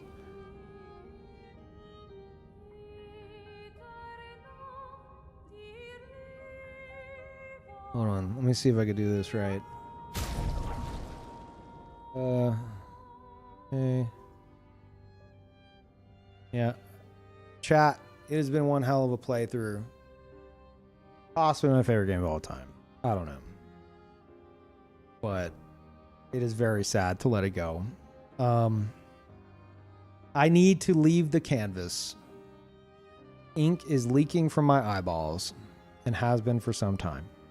I feel my face caving in on itself. I have to exit the canvas. It's time.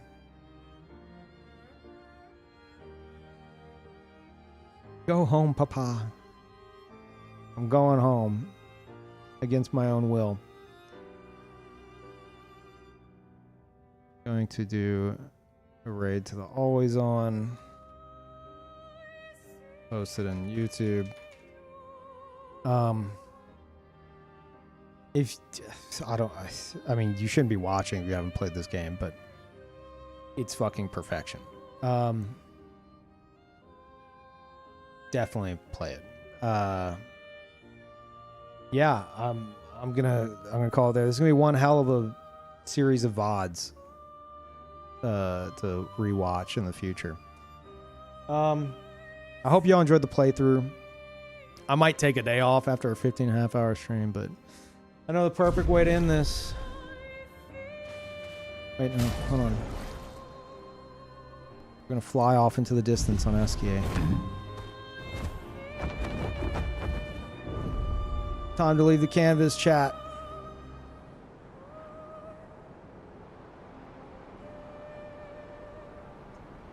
One last swim.